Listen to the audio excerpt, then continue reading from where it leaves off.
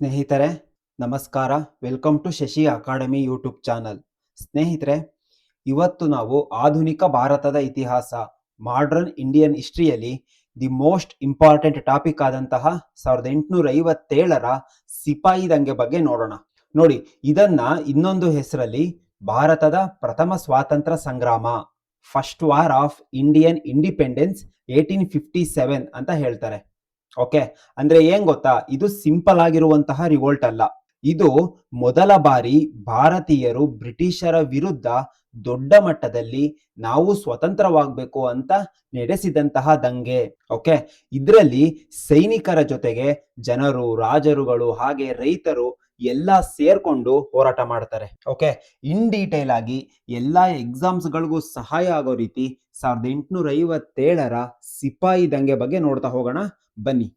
ಸ್ನೇಹಿತರೆ ನೋಡಿ, ಅದಕ್ಕಿಂತ ಮುಂಚೆ ಬ್ರಿಟಿಷ್ ಕಾಯ್ದೆಗಳು 1773ರಿಂದ 1947ರವರೆಗೆ ಬ್ರಿಟಿಷರು ಜಾರಿ ಮಾಡಿದಂತಹ ಪ್ರತಿಯೊಂದು ಕಾಯ್ದೆಗಳನ್ನ ಹಿಂದಿನ ವಿಡಿಯೋದಲ್ಲಿ ಎಕ್ಸ್ಪ್ಲೇನ್ ಮಾಡಿದ್ದೀನಿ. ರೆಗ್ಯುಲೇಟಿಂಗ್ ಕಾಯ್ದೆ ಆಗಿರ್ಬೋದು, ಹಾಗೆ ಪಿಟ್ಸ್ ಇಂಡಿಯಾ ಕಾಯ್ದೆ, ಹಾಗೆ 4 ಚಾರ್ಟರ್ ಕಾಯ್ದೆಗಳು, 1858ರ ಭಾರತ ಸರ್ಕಾರ ಕಾಯ್ದೆ, ಇಂಡಿಯನ್ ಕೌನ್ಸಿಲ್ ಕಾಯ್ದೆಗಳು, ಹಾಗೆ 1909ರ ಮಾರ್ಲೆ ಮಿಂಟೋ ಕಾಯ್ದೆ, 1919ರ ಮಾಂಟೆಗೋ ಚೆಲ್ಸ್ಫರ್ಡ್ ಸುಧಾರಣೆಗಳು, 1935ರ ಭಾರತ ಸರ್ಕಾರ ಕಾಯ್ದೆ, ಹಾಗೆ ಕೊನೆಯದಾಗಿ 1947ರ ಭಾರತ ಸ್ವಾತಂತ್ರ್ಯ ಕಾಯ್ದೆ. ಸ್ನೇಹಿತರೆ, ಹೀಗೆ ಪ್ರತಿಯೊಂದು ಕಾಯ್ದೆಗಳನ್ನ ಇನ್ ಡೆಪ್ತ್ ಆಗಿ ಎಕ್ಸ್ಪ್ಲೇನ್ ಮಾಡಿದ್ದೀನಿ. ಸುಮಾರು 3.5 ಅವರ್ ವಿಡಿಯೋ ಇದು. ಯಾರಾದ್ರೂ ನೋಡಿಲ್ಲ ಅಂದ್ರೆ ಡಿಸ್ಕ್ರಿಪ್ಷನ್ ಬಾಕ್ಸ್ ಅಲ್ಲಿ ಈ ವಿಡಿಯೋದ ಲಿಂಕ್ ಹಾಕಿರ್ತೀನಿ, ಆಸಕ್ತಿ ಇರೋರು ನೋಡ್ಬೋದು. ಸರಿ, ಈಗ ನಾವು ಈ 1857ರ ಸಿಪಾಯಿ ದಂಗೆ ಚಾಪ್ಟರ್ ಅಲ್ಲಿ ಏನೇನ್ ನೋಡ್ತೀವಿ ಅನ್ನೋದನ್ನ ಒಮ್ಮೆ ಕ್ಲಿಯರ್ ಆಗಿ ನೋಡೋಣ. ಇಷ್ಟನ್ನು ಈ ವಿಡಿಯೋದಲ್ಲಿ ಕವರ್ ಮಾಡ್ತೀನಿ. ಓಕೆ, ಮೊದಲನೆಯದು ದಂಗೆಯ ಸ್ವರೂಪ, ನೇಚರ್ ಆಫ್ ದಿಸ್ ರಿವೋಲ್ಟ್. ಅಂದ್ರೆ ಈ ರಿವೋಲ್ಟ್ ಹೇಗಿತ್ತು? ಇದು ಜಸ್ಟ್ ಸೈನಿಕರ ದಂಗೆನಾ ಅಥವಾ ಜನರ ಮೂವ್ಮೆಂಟಾ ನೋಡೋಣ.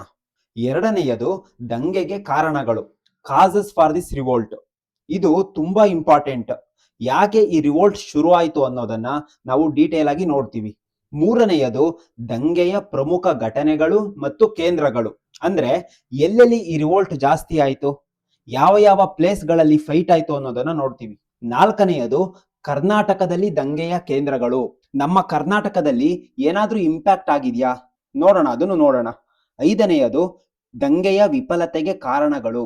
ನೋಡಿ, ಇದು ಇಷ್ಟು ದೊಡ್ಡ ರಿವೋಲ್ಟ್ ಆದ್ರೂ ಕೂಡ ಯಾಕೆ ಸಕ್ಸಸ್ ಆಗ್ಲಿಲ್ಲ? ಇದು ತುಂಬಾ ಇಂಟ್ರೆಸ್ಟಿಂಗ್ ಪಾರ್ಟ್ ಅಲ್ವಾ, ನೋಡೋಣ ಇದನ್ನು. ಆರನೆಯದು ದಂಗೆಯ ಪರಿಣಾಮಗಳು, ರಿಸಲ್ಟ್ ಆಫ್ ದಿಸ್ ರಿವೋಲ್ಟ್. ಅಂದ್ರೆ ಈ 1857ರ ರಿವೋಲ್ಟ್ ಆದ್ಮೇಲೆ ಬ್ರಿಟಿಷರು ಏನೇನ್ ಚೇಂಜಸ್ ಮಾಡಿದ್ರು ನೋಡೋಣ. ಏಳನೆಯದು ಈ ಸಿಪಾಯಿ ದಂಗೆಯ ಮಹತ್ವ ಏನೇನು ಅಂತ ನೋಡ್ತೀವಿ. ಎಂಟನೆಯದು ಈ 1857ರ ಸಿಪಾಯಿ ದಂಗೆಯಲ್ಲಿ ಭಾಗವಹಿಸಿದಂತಹ ಪ್ರಮುಖ ನಾಯಕರ ಬಗ್ಗೆ ನೋಡೋಣ. ಯಾರ್ಯಾರು ಈ ರಿವೋಲ್ಟ್ ನ ನಾಯಕತ್ವ ವಹಿಸಿದ್ರು ಅದನ್ನೆಲ್ಲ ನೋಡೋಣ. ಸ್ನೇಹಿತರೆ, ಇಷ್ಟನ್ನು ಕೂಡ ಈ ವಿಡಿಯೋದಲ್ಲಿ ಕವರ್ ಮಾಡ್ತೀನಿ. ಹಾಗೆ ಇಲ್ಲಿ ಮಂಗಲ್ ಪಾಂಡೆ ಅವರ ಇಮೇಜ್ ಕೂಡ ಹಾಕಿದ್ದೀನಿ. ಇವ್ರಿಗೂ ಈ ರಿವೋಲ್ಟ್ಗೂ ಏನ್ ಸಂಬಂಧ ಮುಂದೆ ನೋಡೋಣ ಬನ್ನಿ.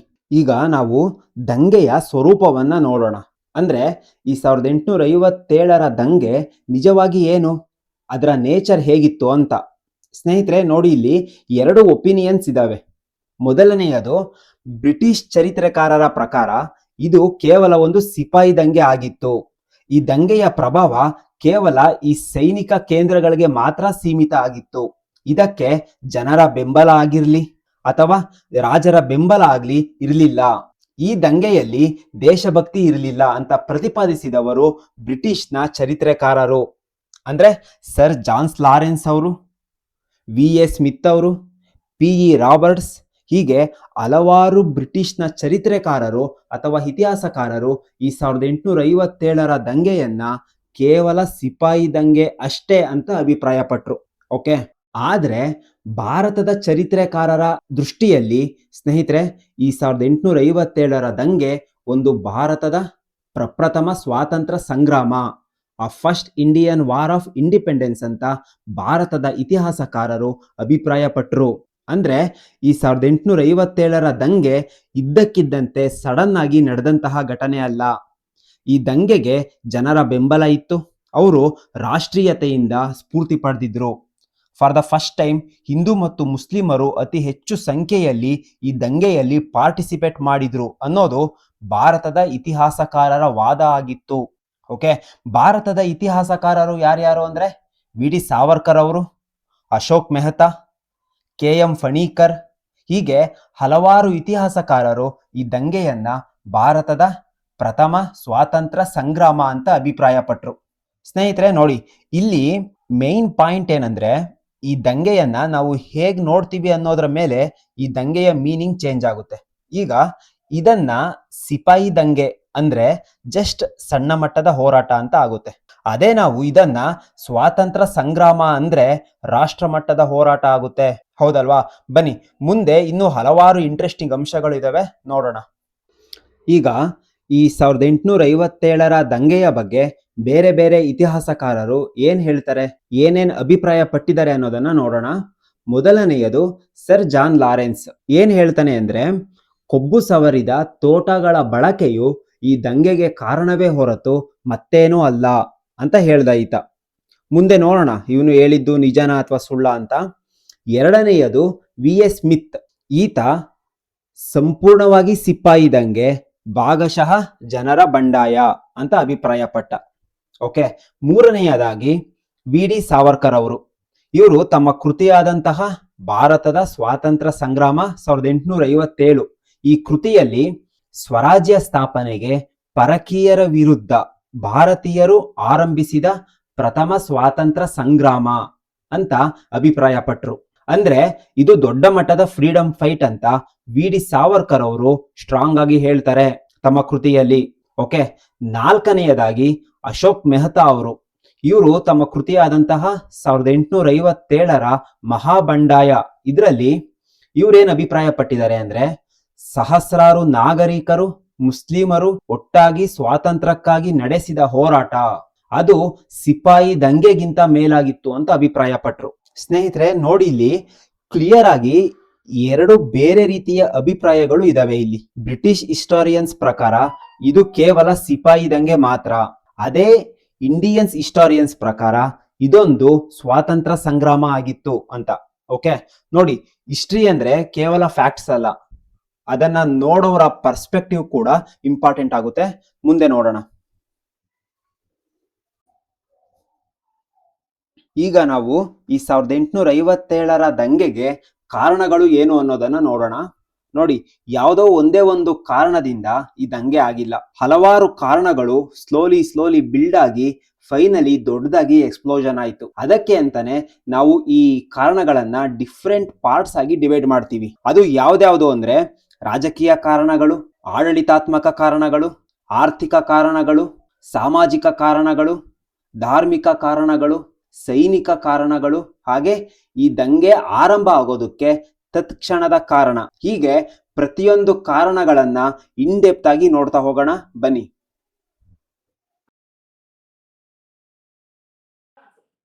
ಈಗ ನಾವು ರಾಜಕೀಯ ಕಾರಣಗಳನ್ನ ಒನ್ ಬೈ ಒನ್ ನೋಡ್ತಾ ಹೋಗೋಣ.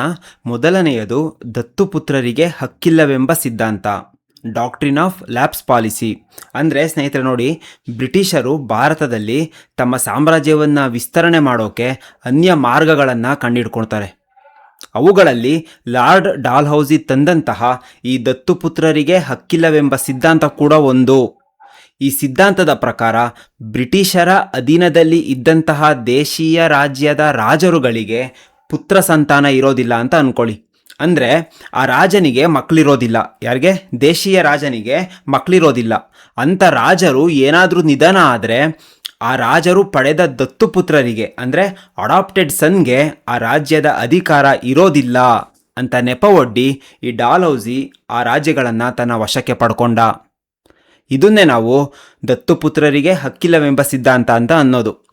ಫಾರ್ ಎಕ್ಸಾಂಪಲ್, ಸತಾರ ಆಗಿರ್ಬೋದು, ನಾಗ್ಪುರ, ಝಾನ್ಸಿ, ಭಗತ್ಪುರ, ಜೈಪುರ, ಸಂಬಲ್ಪುರ, ಹೀಗೆ ಹಲವಾರು ರಾಜ್ಯಗಳನ್ನು ಡಾಲ್ಹೌಸಿ ಕಿತ್ಕೊಳ್ತಾನೆ. ಓಕೆ, ಈ ರಾಜ್ಯಗಳ ಅಧಿಕಾರವನ್ನು ಕಳ್ಕೊಂಡಂತಹ ರಾಜರುಗಳು ಅಧಿಕಾರನ ಮರಳಿ ಪಡೆಯೋಕೆ ಬ್ರಿಟಿಷರ ವಿರುದ್ಧ ದಂಗೆ ಏಳ್ತಾರೆ. ಓಕೆ, ಎರಡನೆಯ ರಾಜಕೀಯ ಕಾರಣ ನಾನಾ ಸಾಹೇಬ ಮತ್ತು ಝಾನ್ಸಿ ರಾಣಿಗೆ ಅಗೌರವ.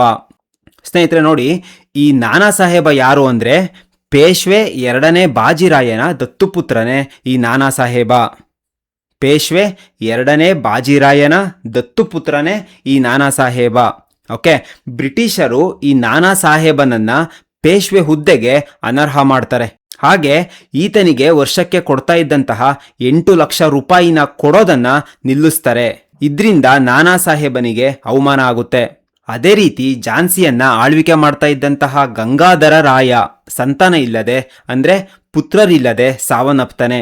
ಈ ಗಂಗಾಧರ ರಾಯನ ಹೆಂಡತಿಯೇ ರಾಣಿ ಲಕ್ಷ್ಮೀಬಾಯಿ. ಓಕೆ, ಈಕೆ ತನ್ನ ಪತಿ ಮರಣ ಹೊಂದಿದ ಮೇಲೆ ದಾಮೋದರ್ ರಾವ್ನನ್ನ ದತ್ತು ತಗೊಳ್ತಾಳೆ.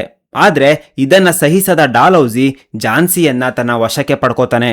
ಇವುಗಳಿಂದ ಕೋಪಗೊಂಡಂತಹ ನಾನಾ ಸಾಹೇಬ ಮತ್ತು ಝಾನ್ಸಿ ರಾಣಿ ಲಕ್ಷ್ಮೀಬಾಯಿ ಬ್ರಿಟಿಷರ ವಿರುದ್ಧ ದಂಗೆ ಏಳ್ತಾರೆ. ಓಕೆ, 3ನೆಯ ಕಾರಣ ಔದ್ನ ದುರಾಕ್ರಮಣ. ನೋಡಿ, ಔದ್ ಎಂಬ ರಾಜ್ಯವನ್ನ ವಜೀದ್ ಆಲಿ ಶಾ ಎಂಬ ರಾಜ ಆಳ್ತಾ ಇರ್ತಾನೆ. ಆದರೆ ಈ ಡಾಲೌಸಿ 1856ರಲ್ಲಿ ಔದ್ನ ರಾಜ ಸರಿಯಾಗಿ ಆಡಳಿತ ಮಾಡ್ತಾ ಇಲ್ಲ ಅಂತ ನೆಪವೊಡ್ಡಿ ಔದ್ ರಾಜ್ಯವನ್ನ ಆಕ್ರಮಿಸಿಕೊಳ್ತಾನೆ. ಇದು ಜನರ ತೀವ್ರ ಆಕ್ರೋಶಕ್ಕೆ ಕಾರಣ ಆಗುತ್ತೆ. ಹಲವಾರು ಭಾರತೀಯ ರಾಜರುಗಳು ಇದರಿಂದ ಕೋಪಗೊಳ್ತಾರೆ. ಈ ಔದ್ನ ದುರಾಕ್ರಮಣದಿಂದ ಸೈನಿಕರು, ಜನರು ಬ್ರಿಟಿಷರ ವಿರುದ್ಧ ದಂಗೆ ಏಳೋಕೆ ಕಾರಣ ಆಗುತ್ತೆ. ಓಕೆ, 4ನೆಯ ಕಾರಣ ಬಹದ್ದೂರ್ ಶಾಗೆ ಅಗೌರವ. ನೋಡಿ, ಮೊಘಲ್ ಚಕ್ರವರ್ತಿ ಆಗಿದ್ದಂತಹ 2ನೇ ಬಹದ್ದೂರ್ ಶಾ ಸತ್ತ ನಂತರ ಆ ಬ್ರಿಟಿಷರು ಏನು ಮಾಡ್ತಾರೆ ಅಂದರೆ ಈ ಬಹದ್ದೂರ್ ಶಾನ ಉತ್ತರಾಧಿಕಾರಿಗಳಿಗೆ ದೆಹಲಿಯ ಕೆಂಪುಕೋಟೆ ಮತ್ತು ಅರಮನೆಯನ್ನ ಬಳಸೋ ಹಕ್ಕಿಲ್ಲ ಅಂತ ಬ್ರಿಟಿಷರು ಘೋಷಣೆ ಮಾಡಿಬಿಡ್ತಾರೆ. ಹಾಗೇನೆ ಈ ಚಕ್ರವರ್ತಿ ಅನ್ನೋ ಬಿರುದನ್ನ ಕೂಡ ಬಳಸೋ ಆಗಿಲ್ಲ ಅಂತ ಬ್ರಿಟಿಷರು ಘೋಷಣೆ ಮಾಡಿದ್ರು. ಇದರಿಂದ ಮೊಘಲ್ ರಾಜವಂಶಕ್ಕೆ ತುಂಬನೇ ಅವಮಾನ ಆಯಿತು. ಇದರಿಂದ ಈ ಮೊಘಲ್ ಸಾಮ್ರಾಜ್ಯದ ಜೊತೆ ಎಷ್ಟೊಂದು ವರ್ಷಗಳಿಂದ ಈ ಭಾವನಾತ್ಮಕ ಸಂಬಂಧ ಹೊಂದಿದಂತಹ ಹಿಂದೂಗಳು, ಮುಸ್ಲಿಮರು ಬ್ರಿಟಿಷರ ವಿರುದ್ಧ ಆಕ್ರೋಶಗೊಂಡು ದಂಗೆ ಏಳೋಕೆ ಕಾರಣ ಆಗುತ್ತೆ. ಓಕೆ, 5ನೇ ಕಾರಣ ಆಕ್ರಮಿತ ರಾಜ್ಯಗಳ ಸೈನ್ಯ ಪದ್ಧತಿ. ಅಂದರೆ ನೋಡಿ, ಈ ಬ್ರಿಟಿಷರು ರಾಜ್ಯಗಳನ್ನು ಅಕ್ರಮವಾಗಿ ವಶಪಡಿಸಿಕೊಳ್ಳೋದಲ್ದಲೆ ಆ ರಾಜ್ಯಗಳಲ್ಲಿ ಇದ್ದಂತಹ ಸೈನ್ಯಗಳನ್ನು ರದ್ದುಪಡಿಸ್ತಾರೆ. ಇದರಿಂದ ಸಾವಿರಾರು ಸೈನಿಕ ಕುಟುಂಬಗಳು ತಮ್ಮ ತಮ್ಮ ಉದ್ಯೋಗಗಳನ್ನ ಕಳ್ಕೊಂಡು ಬೀದಿಗೆ ಬರ್ತಾರೆ. ಇವರೆಲ್ಲ ರಾಜರುಗಳ ಜೊತೆ ಸೇರಿಕೊಂಡು ಬ್ರಿಟಿಷರ ವಿರುದ್ಧ ದಂಗೆ ಏಳ್ತಾರೆ. ಓಕೆ, 6ನೇ ಕಾರಣ ಬ್ರಿಟಿಷರ ಜನಾಂಗ ಶ್ರೇಷ್ಠ ನೀತಿ. ಅಂದರೆ ಈ ಬ್ರಿಟಿಷರು ಮೈ ಬಣ್ಣದ ಹೆಸರಲ್ಲಿ ಭಾರತೀಯರನ್ನ ಅತ್ಯಂತ ತುಚ್ಛವಾಗಿ ಕಾಣ್ತಾ ಇದ್ರು. ಸ್ನೇಹಿತರೆ, ನಾವು ಬ್ರಿಟಿಷರು ಬಿಳಿ ಬಣ್ಣದವರು, ಅತ್ಯಂತ ಶ್ರೇಷ್ಠರು, ಈ ಕಪ್ಪಾದ ಭಾರತೀಯರನ್ನ ನಿಕೃಷ್ಟವಾಗಿ ಕಾಣ್ತಾ ಇದ್ರು. ಇದನ್ನ ಭಾರತೀಯರು ಎಷ್ಟು ಅಂತ ತಡ್ಕೋತಾರೆ. ಬರ್ತಾ ಬರ್ತಾ ಭಾರತೀಯರ ಸ್ವಾಭಿಮಾನಕ್ಕೆ ಧಕ್ಕೆ ಬರೋಕೆ ಆರಂಭ ಆಯಿತು. ಇದರಿಂದ ಭಾರತೀಯರು ಬ್ರಿಟಿಷರ ವಿರುದ್ಧ ದಂಗೆ ಎದ್ರು. ಓಕೆ, ಇಷ್ಟು ಕೂಡ 1857ರ ದಂಗೆ ಆಗೋಕೆ ಮುಖ್ಯವಾದಂತಹ ರಾಜಕೀಯ ಕಾರಣಗಳು. ಮುಂದೆ ನೋಡೋಣ. ಈಗ ನಾವು ಈ 1857ರ ದಂಗೆ ಶುರು ಆಗೋದಕ್ಕೆ ಆಡಳಿತಾತ್ಮಕ ಕಾರಣಗಳು ಏನೇನು ಅಂತ ನೋಡ್ತಾ ಹೋಗೋಣ. ಮೊದಲನೆಯದು ಕೇಂದ್ರೀಕೃತ ನಿಯಂತ್ರಣ. ಅಂದರೆ ನೋಡಿ, ಎಲ್ಲ ಪವರು ಬ್ರಿಟಿಷರ ಹತ್ರನೇ ಕಾನ್ಸಂಟ್ರೇಟ್ ಆಗಿತ್ತು. ಭಾರತೀಯರಿಗೆ ಡಿಸಿಷನ್ ಮೇಕಿಂಗ್ ಪವರ್ ಇರಲಿಲ್ಲ. ಈ ಆಡಳಿತದಲ್ಲಿ ಉನ್ನತ ಸಿವಿಲ್ ಹುದ್ದೆಗಳನ್ನು ಆಂಗ್ಲರಿಗೆ ಕೊಟ್ಟು ಭಾರತೀಯರನ್ನ ಆಡಳಿತದಿಂದ ದೂರ ಇಡ್ತಿದ್ರು. ನಮ್ಮ ಭಾರತೀಯರು ಎಷ್ಟೇ ಪ್ರತಿಭಾವಂತರು ಆಗಿದ್ರೂ ಕೂಡ ಅವರಿಗೆ ಕೆಳದರ್ಜೆಯ ಹುದ್ದೆಗಳು ಮಾತ್ರ ಸಿಗ್ತಾ ಇದ್ವು. ಈ ಬ್ರಿಟಿಷ್ ಅಧಿಕಾರಿಗಳು ಭಾರತೀಯರನ್ನ ತುಂಬ ನಿಕೃಷ್ಟವಾಗಿ ನೋಡ್ತಾ ಇದ್ರು. ಇವೆಲ್ಲ ಕಾರಣಗಳಿಂದ ವಿದ್ಯಾವಂತ ಭಾರತೀಯರು ಬ್ರಿಟಿಷರ ವಿರುದ್ಧ ಕೋಪಗೊಳ್ತಾರೆ. ಓಕೆ, 2ನೆಯದು ಭೂ ಕಂದಾಯ ನೀತಿಗಳು. ಸ್ನೇಹಿತರೆ ನೋಡಿ, ಈ ಬ್ರಿಟಿಷರು ತಮ್ಮ ಸ್ವಾರ್ಥಕ್ಕಾಗಿ ಭೂ ಕಂದಾಯ ಪದ್ಧತಿಗಳನ್ನು ಜಾರಿಗೆ ತರ್ತಾರೆ. ಇದರಿಂದ ಈ ಜಮೀನ್ದಾರರು ರೈತರ ರಕ್ತವನ್ನು ಹೀರೋಕೆ ಶುರು ಮಾಡ್ತಾರೆ. ಅಂದರೆ ರೈತರಿಗೆ ಅತಿ ಹೆಚ್ಚು ಟ್ಯಾಕ್ಸ್ ಆಗ್ತಾ ಇದ್ರು. ಇದರಿಂದ ರೈತರು ತುಂಬಾನೇ ಸಫರ್ ಪಡ್ತಿದ್ರು. ಎಷ್ಟೋ ರೈತರು ಸಾಲ ಮಾಡಿ ಆ ಸಾಲನ ತೀರ್ಸೋಕೆ ಆಗ್ದಲೆ ಆತ್ಮಹತ್ಯೆ ಮಾಡ್ಕೊಂಡ್ರು. ಕೆಲಸ ಮಾಡೋದು ನಾವುಗಳು, ಆದರೆ ಹಣ ಮಾತ್ರ ಅವರಿಗೆ ಅನ್ನೋ ಫೀಲಿಂಗು ರೈತರಿಗೆ ಬಂತು. ಇದರಿಂದ ರೈತರು ಆಕ್ರೋಶಗೊಂಡು ಬ್ರಿಟಿಷರ ವಿರುದ್ಧ ದಂಗೆ ಏಳ್ತಾರೆ. ಓಕೆ, 3ನೆಯದು ಸಾಂಸ್ಕೃತಿಕ ಅಸಂವೇದನೆ. ಅಂದರೆ ನೋಡಿ, ಈ ಬ್ರಿಟಿಷರಿಗೆ ಭಾರತದ ಕಲ್ಚರ್ ಆಗಲಿ ಟ್ರೆಡಿಷನ್ಸ್ ಆಗಲಿ ಅರ್ಥ ಮಾಡ್ಕೊಳ್ಳೋಕ್ಕೆ ಆಗ್ತಿರ್ಲಿಲ್ಲ. ಭಾರತೀಯರ ಸಂಸ್ಕೃತಿಗೆ ಹಾಗೆ ಅವರ ಪದ್ಧತಿಗಳಿಗೆ ಬ್ರಿಟಿಷರು ಗೌರವ ಕೊಡ್ತಾ ಇರಲಿಲ್ಲ. ಬ್ರಿಟಿಷರು ಭಾರತೀಯರ ಮೇಲೆ ಈ ವೆಸ್ಟರ್ನ್ ಎಜುಕೇಷನ್ ಮತ್ತೆ ಕಾನೂನು ವ್ಯವಸ್ಥೆಗಳನ್ನು ಬಲವಂತವಾಗಿ ಹೇರೋಕೆ ಪ್ರಯತ್ನ ಪಟ್ಟರು. ಇದರಿಂದ ಜನಸಾಮಾನ್ಯರಿಗೆ ಬ್ರಿಟಿಷರ ಮೇಲೆ ಬೇಸರದ ಭಾವನೆ ಮೂಡಿತ್ತು. ಓಕೆ, 4ನೆಯದು ಮಿಲಿಟರಿ ಅಸಮಾಧಾನ. ನೋಡಿ, ಈ ಬ್ರಿಟಿಷ್ ಸೈನ್ಯದೊಳಗೆ ಭಾರತೀಯ ಸೈನಿಕರ ನೇಮಕಾತಿ ನೀತಿಗಳು ಸರಿ ಇರಲಿಲ್ಲ. ಭಾರತೀಯ ಸೈನಿಕರನ್ನ ತುಂಬಾ ಕೆಳಮಟ್ಟದಲ್ಲಿ ನಡೆಸ್ಕೋತಿದ್ರು. ಸಮಯಕ್ಕೆ ಸರಿಯಾಗಿ ಪ್ರಮೋಷನ್ ಇರ್ತಿರ್ಲಿಲ್ಲ, ಪ್ರಾಪರ್ ರೆಸ್ಪೆಕ್ಟ್ ಕೊಡ್ತಾ ಇರಲಿಲ್ಲ, ಬ್ರಿಟಿಷ್ ಸೈನಿಕರಿಗೆ ಇದ್ದಂತೆ ಈಕ್ವಲ್ ಟ್ರೀಟ್ಮೆಂಟ್ ಇರ್ತಿರ್ಲಿಲ್ಲ. ಇದರಿಂದ ಭಾರತೀಯ ಸೈನಿಕರು ಕೂಡ ಬ್ರಿಟಿಷರ ವಿರುದ್ಧ ಆಕ್ರೋಶಗೊಂಡ್ರು. ಫೈನಲ್ ಆಗಿ ಹೇಳೋದಾದ್ರೆ, ಈ ಬ್ರಿಟಿಷರ ನ್ಯಾಯ ಇಲ್ಲದ ಆಡಳಿತ 1857ರ ದಂಗೆಗೆ ಬಿತ್ತಿದ ಬೀಜ ಆಯಿತು ಅಂತಾನೆ ಹೇಳ್ಬೋದು. ಇಷ್ಟು ಕೂಡ ಆಡಳಿತಾತ್ಮಕವಾದಂತಹ ಕಾರಣಗಳು. ಈಗ ಆರ್ಥಿಕ ಕಾರಣಗಳು ಏನೇನು ಅಂತ ನೋಡ್ತಾ ಹೋಗೋಣ. ಮೊದಲನೆಯದು ಕಚ್ಚಾ ವಸ್ತುಗಳ ಲೂಟಿ. ಸ್ನೇಹಿತರೆ ನೋಡಿ, ಇಂಗ್ಲೆಂಡ್ನಲ್ಲಿ ಇದ್ದಂತಹ ಕೈಗಾರಿಕೆಗಳಿಗೆ ಈ ಕಚ್ಚಾ ವಸ್ತುಗಳ ಬೇಡಿಕೆ ಹೆಚ್ಚಾಗುತ್ತೆ. ಯಾಕಂದ್ರೆ ಈ ಬ್ರಿಟಿಷರು ಕಚ್ಚಾ ವಸ್ತುಗಳನ್ನು ಅತ್ಯಂತ ಕಡಿಮೆ ಬೆಲೆಗೆ ಭಾರತೀಯರಿಂದ ಪಡ್ಕೊಂಡು ಅದನ್ನ ಇಂಗ್ಲೆಂಡ್ನ ಕೈಗಾರಿಕೆಗಳಲ್ಲಿ ಸಿದ್ಧ ವಸ್ತುಗಳಾಗಿ ತಯಾರು ಮಾಡ್ತಿದ್ರು. ಅಷ್ಟೇ ಅಲ್ಲದೆ ಆ ಸಿದ್ಧ ವಸ್ತುಗಳನ್ನು ಪುನಃ ಭಾರತಕ್ಕೆ ತಗೊಂಡು ಬಂದು ಅತ್ಯಂತ ದುಬಾರಿ ಬೆಲೆಗೆ, ಅತಿ ಹೆಚ್ಚಿನ ಬೆಲೆಗೆ ಮಾರ್ತಾ ಇದ್ರು. ಸ್ನೇಹಿತರೆ, ಹೀಗೆ ಮಾಡ್ತಾ ಮಾಡ್ತಾ ಬ್ರಿಟಿಷರಿಗೆ ಭಾರತವು ಕಚ್ಚಾ ವಸ್ತುಗಳನ್ನು ಪೂರೈಸೋ ರಾಷ್ಟ್ರ ಆಯಿತು. ಹಾಗೆ ಅದರಿಂದ ತಯಾರಾದಂತಹ ಸಿದ್ಧ ವಸ್ತುಗಳಿಗೆ ಮಾರುಕಟ್ಟೆ ಒದಗಿಸೋ ರಾಷ್ಟ್ರ ಕೂಡ ಭಾರತವೇ ಆಯಿತು. ಸ್ನೇಹಿತರೆ, ಎಂಥ ವಿಪರ್ಯಾಸ ಅಲ್ವಾ? ಇದರಿಂದ ಭಾರತದ ಅರ್ಥವ್ಯವಸ್ಥೆ ಹಾಳಾಗಿ ಹೋಯಿತು ಅಂತಲೇ ಹೇಳ್ಬೋದು. 2ನೆಯದು ಕೈಗಾರಿಕೆಗಳ ಅವನತಿ. ನೋಡಿ, ನಾನು ಈಗಾಗಲೇ ಹೇಳಿದಾಗೆ ಇಂಗ್ಲೆಂಡ್ನಲ್ಲಿ ತಯಾರಿಸಿದಂತಹ ಅತ್ಯಂತ ದುಬಾರಿ ವಸ್ತುಗಳ ಮುಂದೆ ಭಾರತದ ವಸ್ತುಗಳು ಕಾಂಪಿಟೇಷನ್ ಮಾಡೋಕ್ಕಾಗ್ದಲೇ ಎಲ್ಲ ಭಾರತದ ಕೈಗಾರಿಕೆಗಳು ನೆಲಕಚ್ಚಿ ಹೋದವು. ಫಾರ್ ಎಕ್ಸಾಂಪಲ್, ಕರಕುಶಲ ಕೈಗಾರಿಕೆ ಆಗಿರ್ಬೋದು, ಸಣ್ಣ ಕೈಗಾರಿಕೆ ಆಗಿರ್ಬೋದು, ಅಥವಾ ಗೃಹ ಕೈಗಾರಿಕೆಗಳು ಅವನತಿ ಹೊಂದಿದವು. ಓಕೆ ನೋಡಿ, ಇನ್ನೂ ಸಿಂಪಲ್ ಆಗಿ ಅರ್ಥ ಆಗೋ ರೀತಿ ಹೇಳ್ತೀನಿ.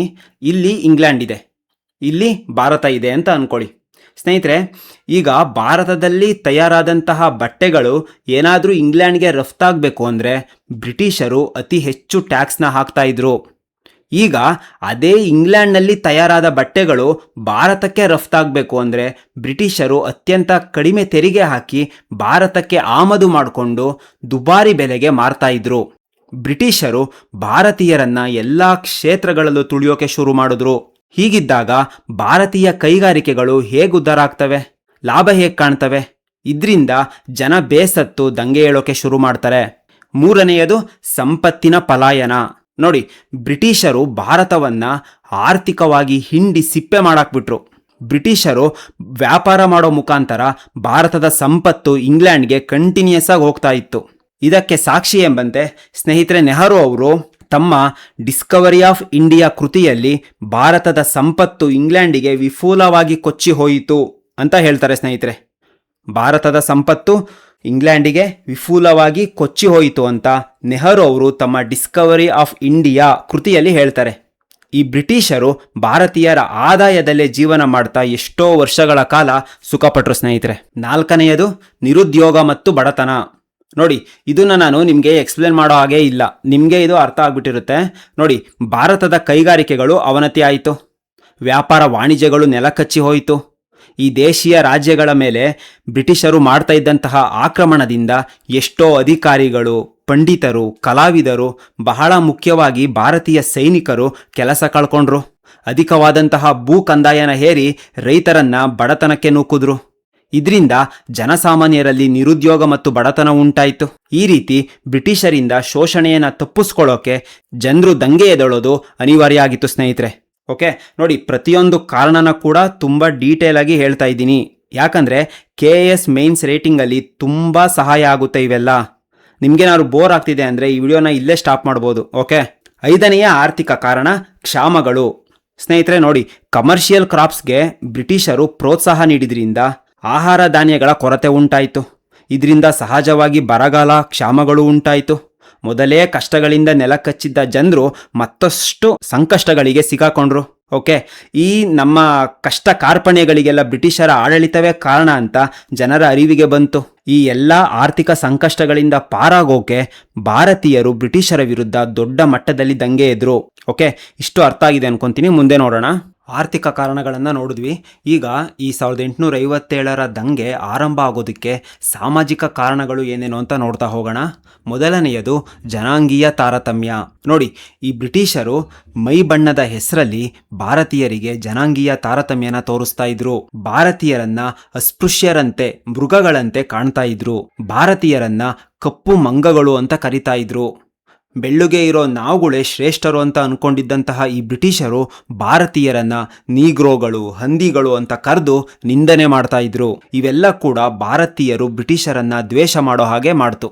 ಓಕೆ, ಎರಡನೆಯ ಕಾರಣ ಧಾರ್ಮಿಕ ಹಸ್ತಕ್ಷೇಪ. ಸ್ನೇಹಿತರೆ ನೋಡಿ, ಈ ಬ್ರಿಟಿಷರು ಸತಿ ಪದ್ಧತಿ, ಬಾಲ್ಯ ವಿವಾಹ, ಹೆಣ್ಣು ಶಿಶು ಹತ್ಯೆ, ಬಹುಪತಿತ್ವ, ನರಬಲಿ ಹೀಗೆ ಎಷ್ಟೋ ಕೆಡುಕು ಪದ್ಧತಿಗಳನ್ನು ನಿಷೇಧ ಮಾಡಿದ್ರು. ಅಂತರ್ಜಾತಿ ವಿವಾಹಕ್ಕೆ ಸಪೋರ್ಟ್ ಮಾಡಿದ್ರು. ವಿಧವೆಯ ವಿವಾಹಕ್ಕೆ ಅನುಮತಿ ನೀಡಿದ್ರು. ಇವೆಲ್ಲ ಬ್ರಿಟಿಷರು ಮಾಡಿದ್ದು ಕರೆಕ್ಟೇ, ಹೌದಲ್ವಾ? ಆದರೆ ಭಾರತೀಯರು ಏನು ಅಂದ್ಕೊಂಡ್ರು ಅಂದರೆ, ಈ ಬ್ರಿಟಿಷರು ನಮ್ಮ ಧರ್ಮ, ನಮ್ಮ ರೂಢಿ ಸಂಪ್ರದಾಯಗಳನ್ನು ಕೆಡಿಸೋ ಪ್ರಯತ್ನ ಮಾಡ್ತಾವ್ರೆ, ನಮ್ಮ ಭಾವನೆಗಳಿಗೆ ಈ ಬ್ರಿಟಿಷರು ಧಕ್ಕೆ ತರ್ತಾ ಇದ್ದಾರೆ ಅಂತ ಬ್ರಿಟಿಷರ ವಿರುದ್ಧ ದಂಗೆ ಎದ್ರು. ಮೂರನೆಯ ಕಾರಣ ಮಿಷನರಿ ಚಟುವಟಿಕೆಗಳು. ನೋಡಿ, ಇಂಗ್ಲಿಷ್ ಶಿಕ್ಷಣ ಜಾರಿಗೆ ತಂದಿದ್ರಿಂದ ಈ ಹಿಂದೂ ಮತ್ತು ಮುಸ್ಲಿಂಗಳು ತಮ್ಮ ಘನತೆ ಗೌರವಕ್ಕೆ ಧಕ್ಕೆ ಆಗ್ತಿದೆ ಅಂತ ಅಂದ್ಕೊಂಡ್ರು. ಈ ಕ್ರಿಶ್ಚಿಯನ್ ಮಿಷನರಿ ಚಟುವಟಿಕೆಗಳಿಂದ ಹಿಂದೂ ಮತ್ತು ಮುಸ್ಲಿಮರಿಗೆ ಇವರು ನಮ್ಮನ್ನು ಮತಾಂತರ ಮಾಡ್ತಾ ಇದ್ದಾರೆ ಅನ್ನೋ ಭಯ ಸೃಷ್ಟಿಯಾಯಿತು. ಓಕೆ, ನಾಲ್ಕನೆಯ ಕಾರಣ ಅನ್ಯಲೋಕದ ಆಳ್ವಿಕೆ. ಅಂದರೆ ಈ ಬ್ರಿಟಿಷರು ಭಾರತದಲ್ಲಿ ಆಳ್ವಿಕೆ ಮಾಡ್ತಾ ಇದ್ರೂ ಕೂಡ ಭಾರತೀಯರೊಂದಿಗೆ ಸೋಷಿಯಲೈಸ್ ಆಗಲಿಲ್ಲ, ಸಾಮಾಜಿಕವಾಗಿ ಬೆರೆಯೋಕೆ ಪ್ರಯತ್ನನೇ ಮಾಡಲಿಲ್ಲ. ಯಾವುದೋ ಬೇರೆ ಲೋಕದಲ್ಲಿ ನಾವು ಆಳ್ವಿಕೆ ಮಾಡ್ತಾ ಇದ್ದೀವಿ ಅನ್ನೋ ಥರ ಇತ್ತು ಇವರ ಆಳ್ವಿಕೆ. ಇದರಿಂದ ಜನರಲ್ಲಿ ಅಸಮಾಧಾನ ಆಯಿತು. ಓಕೆ, ಮುಂದೆ ನೋಡೋಣ. ಧಾರ್ಮಿಕ ಕಾರಣಗಳನ್ನು ನೋಡ್ತಾ ಹೋಗೋಣ. ಮೊದಲನೆಯದು ಮತಾಂತರ ನೀತಿ. ಅಂದರೆ ಏನು ಗೊತ್ತಾ? ನೋಡಿ, ಬ್ರಿಟಿಷರು ಹಿಂದೂ ಮುಸ್ಲಿಮರನ್ನ ಬಲವಂತವಾಗಿ ಕ್ರೈಸ್ತ ಧರ್ಮಕ್ಕೆ ಮತಾಂತರ ಮಾಡ್ತಾ ಇದ್ರು. ಯಾವ ರೀತಿ ಅಂದರೆ, ಅವರಿಗೆ ಹಣಕಾಸಿನ ಆಸೆ ತೋರಿಸ್ತಾ ಇದ್ರು. ಉದ್ಯೋಗ ಕೊಡಿಸ್ತೀವಿ ಅಂತ ಆಸೆ ತೋರಿಸಿ ಕ್ರೈಸ್ತ ಧರ್ಮಕ್ಕೆ ಮತಾಂತರ ಮಾಡ್ಕೊಳ್ಳೋಕೆ ಶುರು ಮಾಡ್ತಿದ್ರು. ಈ ಬ್ರಿಟಿಷರು ಇನ್ನೂ ಒಂದು ಸ್ಟೆಪ್ ಮುಂದೆ ಹೋಗಿ 1850ರಲ್ಲಿ ಕ್ರೈಸ್ತ ಧರ್ಮಕ್ಕೆ ಮತಾಂತರ ಆದವರಿಗೆ ಪಿತ್ರಾರ್ಜಿತ ಆಸ್ತಿಯಲ್ಲಿ ಪಾಲು ಸಿಗುತ್ತೆ ಅನ್ನೋ ಕಾನೂನು ಮಾಡಿದ್ರು. ಆ ಕಾನೂನು ಯಾವುದು ಅಂದರೆ ಧಾರ್ಮಿಕ ಅಶಕ್ತತೆಯ ಕಾಯ್ದೆ. ಆ ಕಾನೂನು ಧಾರ್ಮಿಕ ಅಶಕ್ತತೆಯ ಕಾಯ್ದೆ. ಈ ಕಾಯ್ದೆ ಮೂಲಕ ಕ್ರೈಸ್ತ ಧರ್ಮಕ್ಕೆ ಮತಾಂತರ ಆದವರು ಪಿತ್ರಾರ್ಜಿತ ಆಸ್ತಿಯಲ್ಲಿ ಪಾಲು ತಗೋಬೋದಿತ್ತು. ಹಾಗೆಯೇ ದೇವಸ್ಥಾನ ಮತ್ತು ಮಸೀದಿಗಳಿಗೆ ಸೇರಿರೋ ಭೂಮಿ ಮೇಲೆ ತೆರಿಗೆ ಹಾಕೋಕೆ ಶುರು ಮಾಡಿದ್ರು.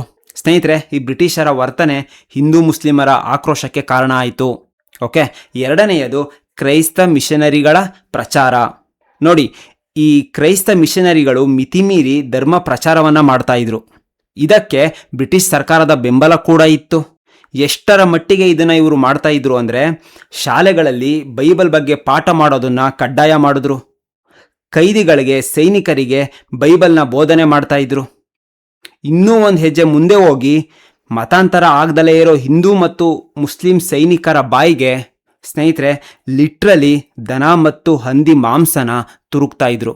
ಈ ಬ್ರಿಟಿಷರು ಭಾರತವನ್ನ ಲಿಟ್ರಲಿ ಕ್ರೈಸ್ತ ರಾಷ್ಟ್ರ ಮಾಡೋಕೆ ಹೊರಟಿದ್ರು. ಇದರಿಂದ ಭಯಭೀತರಾದಂತಹ ಭಾರತೀಯರು ಬ್ರಿಟಿಷರ ವಿರುದ್ಧ ದಂಗೆ ಎದ್ರು. ಸ್ನೇಹಿತರೆ, ಮೂರನೆಯ ಧಾರ್ಮಿಕ ಕಾರಣ ಅವಹೇಳನಗಳು.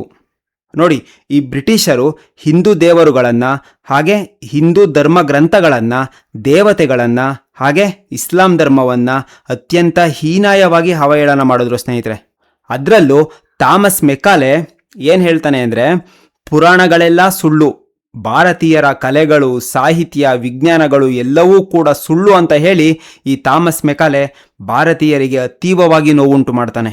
ಇದರಿಂದ ಭಾರತೀಯರಿಗೆ ಬ್ರಿಟಿಷರ ಮೇಲೆ ವಿರೋಧಿ ಭಾವನೆ ಉಂಟಾಯಿತು. ಸ್ನೇಹಿತರೆ, ಮುಂದೆ ನೋಡೋಣ. ಈಗ ಸೈನಿಕ ಕಾರಣಗಳು ಏನೇನು ಅಂತ ನೋಡ್ತಾ ಹೋಗೋಣ. ಮೊದಲನೆಯದು ವೇತನ ಮತ್ತು ಭತ್ಯೆಗಳ ಅಸಮಾನತೆ. ಸ್ನೇಹಿತರೆ ನೋಡಿ, ಈ ಉನ್ನತ ಸೈನಿಕ ಹುದ್ದೆಗಳು ಅಂತ ಏನಿದ್ವು, ಫಾರ್ ಎಕ್ಸಾಂಪಲ್ ಬ್ರಿಗೇಡಿಯರ್, ಲೆಫ್ಟಿನೆಂಟ್, ದಳಪತಿ, ದಂಡನಾಯಕ, ಇವೆಲ್ಲ ಉನ್ನತ ಸೈನಿಕ ಹುದ್ದೆಗಳು ಕೇವಲ ಬ್ರಿಟಿಷ್ ಸೈನಿಕರಿಗೆ ಮಾತ್ರ ಮೀಸಲಾಗಿತ್ತು. ಈ ಹುದ್ದೆಗಳೆಲ್ಲ ಭಾರತೀಯ ಸೈನಿಕರ ಕನಸಾಗಿತ್ತಷ್ಟೇ. ಕೊಡ್ತಾ ಇದ್ದಂತಹ ಸ್ಯಾಲ್ರಿಲೂ ಅಷ್ಟೇ, ಭಾರತೀಯ ಸೈನಿಕರಿಗೆ 9 ರೂಪಾಯಿ ವೇತನ ಕೊಟ್ಟರೆ ಅದೇ ಬ್ರಿಟಿಷ್ ಸೈನಿಕರಿಗೆ 70 ರೂಪಾಯಿ ಸ್ಯಾಲ್ರಿ ಕೊಡ್ತಾ ಇದ್ರು. ಇದರ ಜೊತೆಗೆ ಬೇರೆ ಸೇವಾ ಸೌಲಭ್ಯಗಳು ಕೂಡ ಬ್ರಿಟಿಷ್ ಸೈನಿಕರಿಗೆ ಸಿಗ್ತಾ ಇತ್ತು. ಭಾರತೀಯ ಸೈನಿಕರಿಗೆ ಪ್ರಮೋಷನ್, ಬಡ್ತಿ ಅನ್ನೋದೇ ಇರಲಿಲ್ಲ. ಸುಬೇದಾರನಾಗಿ ಸೈನ್ಯಕ್ಕೆ ಸೇರಿದ್ರೆ ಸುಬೇದಾರನಾಗಿಯೇ ಆತ ನಿವೃತ್ತಿ ಆಗ್ತಿದ್ದ. ಆದರೆ ಬ್ರಿಟಿಷ್ ಸೈನಿಕರಿಗೆ ಟೈಮ್ಗೆ ಸರಿಯಾಗಿ ಪ್ರಮೋಷನ್ ಸಿಗ್ತಾ ಇತ್ತು, ಉನ್ನತ ಹುದ್ದೆಗಳಿಗೆ ಹೋಗ್ತಾ ಇದ್ರು. ಇದರಿಂದ ಭಾರತೀಯ ಸೈನಿಕರಿಗೆ ಅಸಮಾಧಾನ ಉಂಟಾಯಿತು. ಓಕೆ, ಎರಡನೇ ಕಾರಣ ಹುದ್ದೆಗಳಲ್ಲಿ ಭೇದ ಭಾವ. ಇದನ್ನ ಹಿಂದಿನ ಕಾರಣದಲ್ಲೇ ಎಕ್ಸ್ಪ್ಲೇನ್ ಮಾಡಿದ್ದೀನಿ. ವೇತನ ಭತ್ಯೆಗಳಲ್ಲಿ, ಸೇವಾ ಸವಲತ್ತುಗಳಲ್ಲಿ ಭಾರತೀಯ ಸೈನಿಕರಿಗೆ ಭೇದ ಭಾವ ಮಾಡ್ತಾ ಇದ್ರು. ಓಕೆ, ಮೂರನೆಯ ಕಾರಣ ಜನರಲ್ ಸರ್ವಿಸ್ ಎನ್ಲಿಸ್ಟ್ಮೆಂಟ್ ಆ್ಯಕ್ಟ್ 1856. ಸ್ನೇಹಿತರೆ ನೋಡಿ, Lord Canning 1856 the general service enlistment ಕಾಯ್ದೆಯನ್ನು ಜಾರಿ ಮಾಡಿ ಏನು ಮಾಡ್ದ ಅಂದರೆ, ಈ ಕಾಯ್ದೆ ಮೂಲಕ ಭಾರತೀಯ ಸೈನಿಕರನ್ನು ಕಡ್ಡಾಯವಾಗಿ ವಿದೇಶಗಳಲ್ಲಿ ದುಡಿಯೋ ಥರ ಮಾಡ್ದ. ಈ ಬರ್ಮಾ, ಪರ್ಷಿಯಾ, ಆಫ್ಘಾನಿಸ್ತಾನ ದೇಶಗಳಲ್ಲಿ ಭಾರತೀಯ ಸೈನಿಕರಿಂದ ದುಡಿಸ್ಕೊಂಡ್ರು. ಇದಕ್ಕೂ ಕೂಡ ವಿಶೇಷ ಭತ್ಯೆನ ಕೊಡಲಿಲ್ಲ, ವಿಶೇಷ ಸ್ಯಾಲ್ರಿನ ಕೊಡಲಿಲ್ಲ. ಈ ಭಾರತೀಯರು ದೂರದ ದೇಶಕ್ಕೆ ಹೋಗಿ ದುಡಿಯೋಕೆ ಹಿಂಜರಿತಾ ಇದ್ರು. ಯಾಕಂದರೆ ಸ್ನೇಹಿತರೆ, ಸಮುದ್ರಗಳ ಆಚೆ ಪ್ರಯಾಣ ಮಾಡೋದು ಹಿಂದೂ ಸೈನಿಕರಿಗೆ ನಿಷಿದ್ಧ ಆಗಿತ್ತು. ಅದರಿಂದ ಸೈನಿಕರು ನಮ್ಮ ಧರ್ಮವನ್ನು ಕೆಡಿಸೋ ಹುನ್ನಾರ ಮಾಡ್ತಾ ಇದ್ದಾರೆ ಈ ಬ್ರಿಟಿಷರು ಅಂತ ಹೇಳಿ ಬ್ರಿಟಿಷರ ವಿರುದ್ಧ ಭಾರತೀಯ ಸೈನಿಕರು ಕೋಪಗೊಂಡ್ರು. ಓಕೆ, ನಾಲ್ಕನೆಯ ಕಾರಣ ಕಠಿಣ ನಿಯಮಗಳು ಮತ್ತು ಶಿಸ್ತು. ನೋಡಿ, ಈ ಬ್ರಿಟಿಷರು ಭಾರತದಲ್ಲಿ ಭಾರತೀಯ ಸೈನಿಕರನ್ನ ಬಳಸ್ಕೊಂಡೇ ಸಾಮ್ರಾಜ್ಯವನ್ನ ಕಟ್ಟಿದ್ರು. ಬ್ರಿಟಿಷರಿಗೆ ಭಾರತೀಯ ಸೈನಿಕರ ಮೇಲೆ ಗೌರವ ಇರಲಿಲ್ಲ, ನಂಬಿಕೆ ಇರಲಿಲ್ಲ, ಕೆಟ್ಟ ಕೆಟ್ಟ ಪದಗಳಿಂದ ಬೈತಾ ಇದ್ರು. ಸಿಖ್ ಧರ್ಮದ ಸೈನಿಕರು ಗಡ್ಡ ಬಿಡೋ ಆಗಿರಲಿಲ್ಲ. ಅದೇ ರೀತಿ ಹಿಂದೂ ಸೈನಿಕರು ಹಣೆಗೆ ತಿಲಕ ಇಡೋದನ್ನ ಕೂಡ ನಿಷೇಧ ಮಾಡಿದ್ರು. ಇವೆಲ್ಲ ಕಾರಣಗಳಿಂದ ಭಾರತೀಯ ಸೈನಿಕರ ಕೋಪ ಬ್ರಿಟಿಷರ ವಿರುದ್ಧ ನೆತ್ತಿಗೇರಿತ್ತು. ಓಕೆ, ಮುಂದೆ ನೋಡೋಣ. ಸ್ನೇಹಿತರೆ, ಈ ದಂಗೆಗೆ ಕಾರಣವಾದಂತಹ ಎಲ್ಲ ಕಾರಣಗಳನ್ನು ಡೀಟೇಲ್ ಆಗಿ ನೋಡಿದ್ವಿ. ರಾಜಕೀಯ ಕಾರಣಗಳು, ಆಡಳಿತಾತ್ಮಕ ಕಾರಣಗಳು, ಆರ್ಥಿಕ ಕಾರಣಗಳು, ಸಾಮಾಜಿಕ ಕಾರಣಗಳು, ಧಾರ್ಮಿಕ ಕಾರಣಗಳು, ಸೈನಿಕ ಕಾರಣಗಳು, ಹೀಗೆ ಎಲ್ಲ ಕಾರಣಗಳನ್ನು ನೋಡಿದ್ವಿ. ಇವೆಲ್ಲ ಕಾರಣಗಳು ಕೂಡ ಬ್ಯಾಕ್ಗ್ರೌಂಡ್ ರೀಸನ್ಸ್ ಅಷ್ಟೇ. ಆದರೆ ಆ್ಯಕ್ಚುಯಲ್ ಆಗಿ ಈ ರಿವೋಲ್ಟ್ ಸ್ಟಾರ್ಟ್ ಆಗೋಕೆ ತತ್ಕ್ಷಣದ ಕಾರಣ ಅಂದರೆ ಕೊಬ್ಬು ಸವರಿದ ತೋಟಗಳ ಘಟನೆ, ಗ್ರೀಸ್ಡ್ ಕಾರ್ಟ್ರಿಡ್ಜಸ್ ಈವೆಂಟ್. ಓಕೆ ನೋಡಿ, ಡೀಟೇಲ್ ಆಗಿ ಎಕ್ಸ್ಪ್ಲೇನ್ ಮಾಡ್ತೀನಿ. ಈ ಅಂಬಾಲಾ, ಸಿಯಾಲ್ಕೋಟ್, ಡಮ್ ಈ ಎಲ್ಲ ಪ್ರದೇಶಗಳ ರೆಜಿಮೆಂಟ್ಗಳಲ್ಲಿ ಈ ಬ್ರಿಟಿಷರು ಸೈನಿಕರಿಗೆ ಹೊಸ ಎನ್ಫೀಲ್ಡ್ ಬಂದೂಕುಗಳನ್ನ ಕೊಟ್ಟಿದ್ರು. ಓಕೆ, ಹೊಸ ಎನ್ಫೀಲ್ಡ್ ಬಂದೂಕುಗಳನ್ನು ಕೊಟ್ಟಿದ್ರು. ಯಾರಿಗೆ? ಭಾರತೀಯ ಸೈನಿಕರಿಗೆ. ಆ ಎನ್ಫೀಲ್ಡ್ ಬಂದೂಕುಗಳಿಗೆ ತೋಟಗಳನ್ನು ಬಳಸ್ತಾ ಇದ್ರು. ತೋಟಗಳು ಅಂದ್ರೆ ಕಾರ್ಟ್ರಿಡ್ಜಸ್. ಅಂದ್ರೆ ಏನ್ ಗೊತ್ತಾ ನೋಡಿ, ಕಾರ್ಟ್ರಿಡ್ಜ್ ಅಂದ್ರೆ ಹೀಗಿರುತ್ತೆ. ಇದು ಬುಲೆಟ್, ಇಲ್ಲಿ ಗನ್ ಪೌಡರ್ ಇರುತ್ತೆ, ಇದರ ಸುತ್ತ ಪೇಪರ್ನ ಹಾಕಿ ಸುತ್ತಿರ್ತಾರೆ ಸ್ನೇಹಿತರೆ. ಟೆಂಪ್ರೇಚರ್ ಜಾಸ್ತಿ ಆದಾಗ ಈ ಕಾರ್ಟ್ರಿಡ್ಜ್ ಬ್ಲಾಸ್ಟ್ ಆಗಬಾರ್ದು ಅಂತ ರಕ್ಷಿಸೋಕೆ ಈ ಕಾರ್ಟ್ರಿಡ್ಜ್ನ ಪೇಪರ್ನ ಸುತ್ತ ಹಸುವಿನ ಮತ್ತು ಹಂದಿಯ ಕೊಬ್ಬನ್ನ ಲೇಪನ ಮಾಡ್ತಿದ್ರು. ಯಾಕಂದ್ರೆ ಜಸ್ಟ್ ಟೆಂಪರೇಚರಿಂದ ಕಾರ್ಟ್ರಿಡ್ಜ್ನ ರಕ್ಷಣೆ ಮಾಡ್ಕೊಳ್ಳೋಕೆ ಅಷ್ಟೇ. ಓಕೆ, ಬಟ್ ಸಮಸ್ಯೆ ಎಲ್ಲಿ ಬಂತು ಅಂದರೆ, ಈ ಕಾರ್ಟ್ರಿಡ್ಜ್ನ ಬಂದೂಕಿಗೆ ಹಾಕೋ ಮುಂಚೆ ಭಾರತೀಯ ಸೈನಿಕರು ಕಾರ್ಟ್ರಿಡ್ಜ್ನ ಕಾಗದವನ್ನ ಬಾಯಿಂದ ಕಚ್ಚಿ ಕೀಳಬೇಕಿತ್ತು. ಹೀಗೆ ಮಾಡೋ ಟೈಮಲ್ಲಿ ಹಸು ಮತ್ತು ಹಂದಿಯ ಕೊಬ್ಬು ಭಾರತೀಯ ಸೈನಿಕರ ಹೊಟ್ಟೆಗೆ ಹೋಗ್ತಿತ್ತು ಸ್ನೇಹಿತರೆ. ಹಸು ಅಂದ್ರೆ ಹಿಂದೂಗಳಿಗೆ ಪವಿತ್ರವಾಗಿತ್ತು, ದೇವರ ರೀತಿಯಲ್ಲೇ ನೋಡ್ತಾರೆ ಹಸುವನ್ನ ಹಿಂದೂಗಳು, ಹೌದಲ್ವಾ?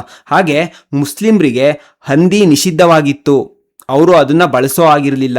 ಈ ಕಾರ್ಟ್ರಿಡ್ಜ್ನ ಬಳಸಿದ್ರೆ ನಮ್ಮವರು ನಮ್ಮನ್ನ ಧರ್ಮದಿಂದ ಬಹಿಷ್ಕಾರ ಮಾಡ್ತಾರೆ, ಆಗ ನಾವು ಕ್ರೈಸ್ತ ಧರ್ಮಕ್ಕೆ ಮತಾಂತರ ಆಗ್ತೀವಿ ಅಂತ ಬ್ರಿಟಿಷರು ಕುತಂತ್ರದಿಂದ ಹೀಗೆ ಮಾಡ್ತಾವ್ರೆ ಅಂತ ಅನ್ಕೊಂಡ ಈ ಸೈನಿಕರು ನಮ್ಗೆ ನಮ್ಮ ಧರ್ಮಕ್ಕಿಂತ ಮಿಗಿಲಾಗಿ ಬೇರೆ ಯಾವುದೂ ಇಲ್ಲ ಅಂತ ಹೇಳಿ ಹಸುವಿನ ಮತ್ತು ಹಂದಿಯ ಕೊಬ್ಬಿನ ಸವರಿದ ತೋಟಗಳನ್ನ ಬಳಸೋಕೆ ನಿರಾಕರಿಸಿದ್ರು.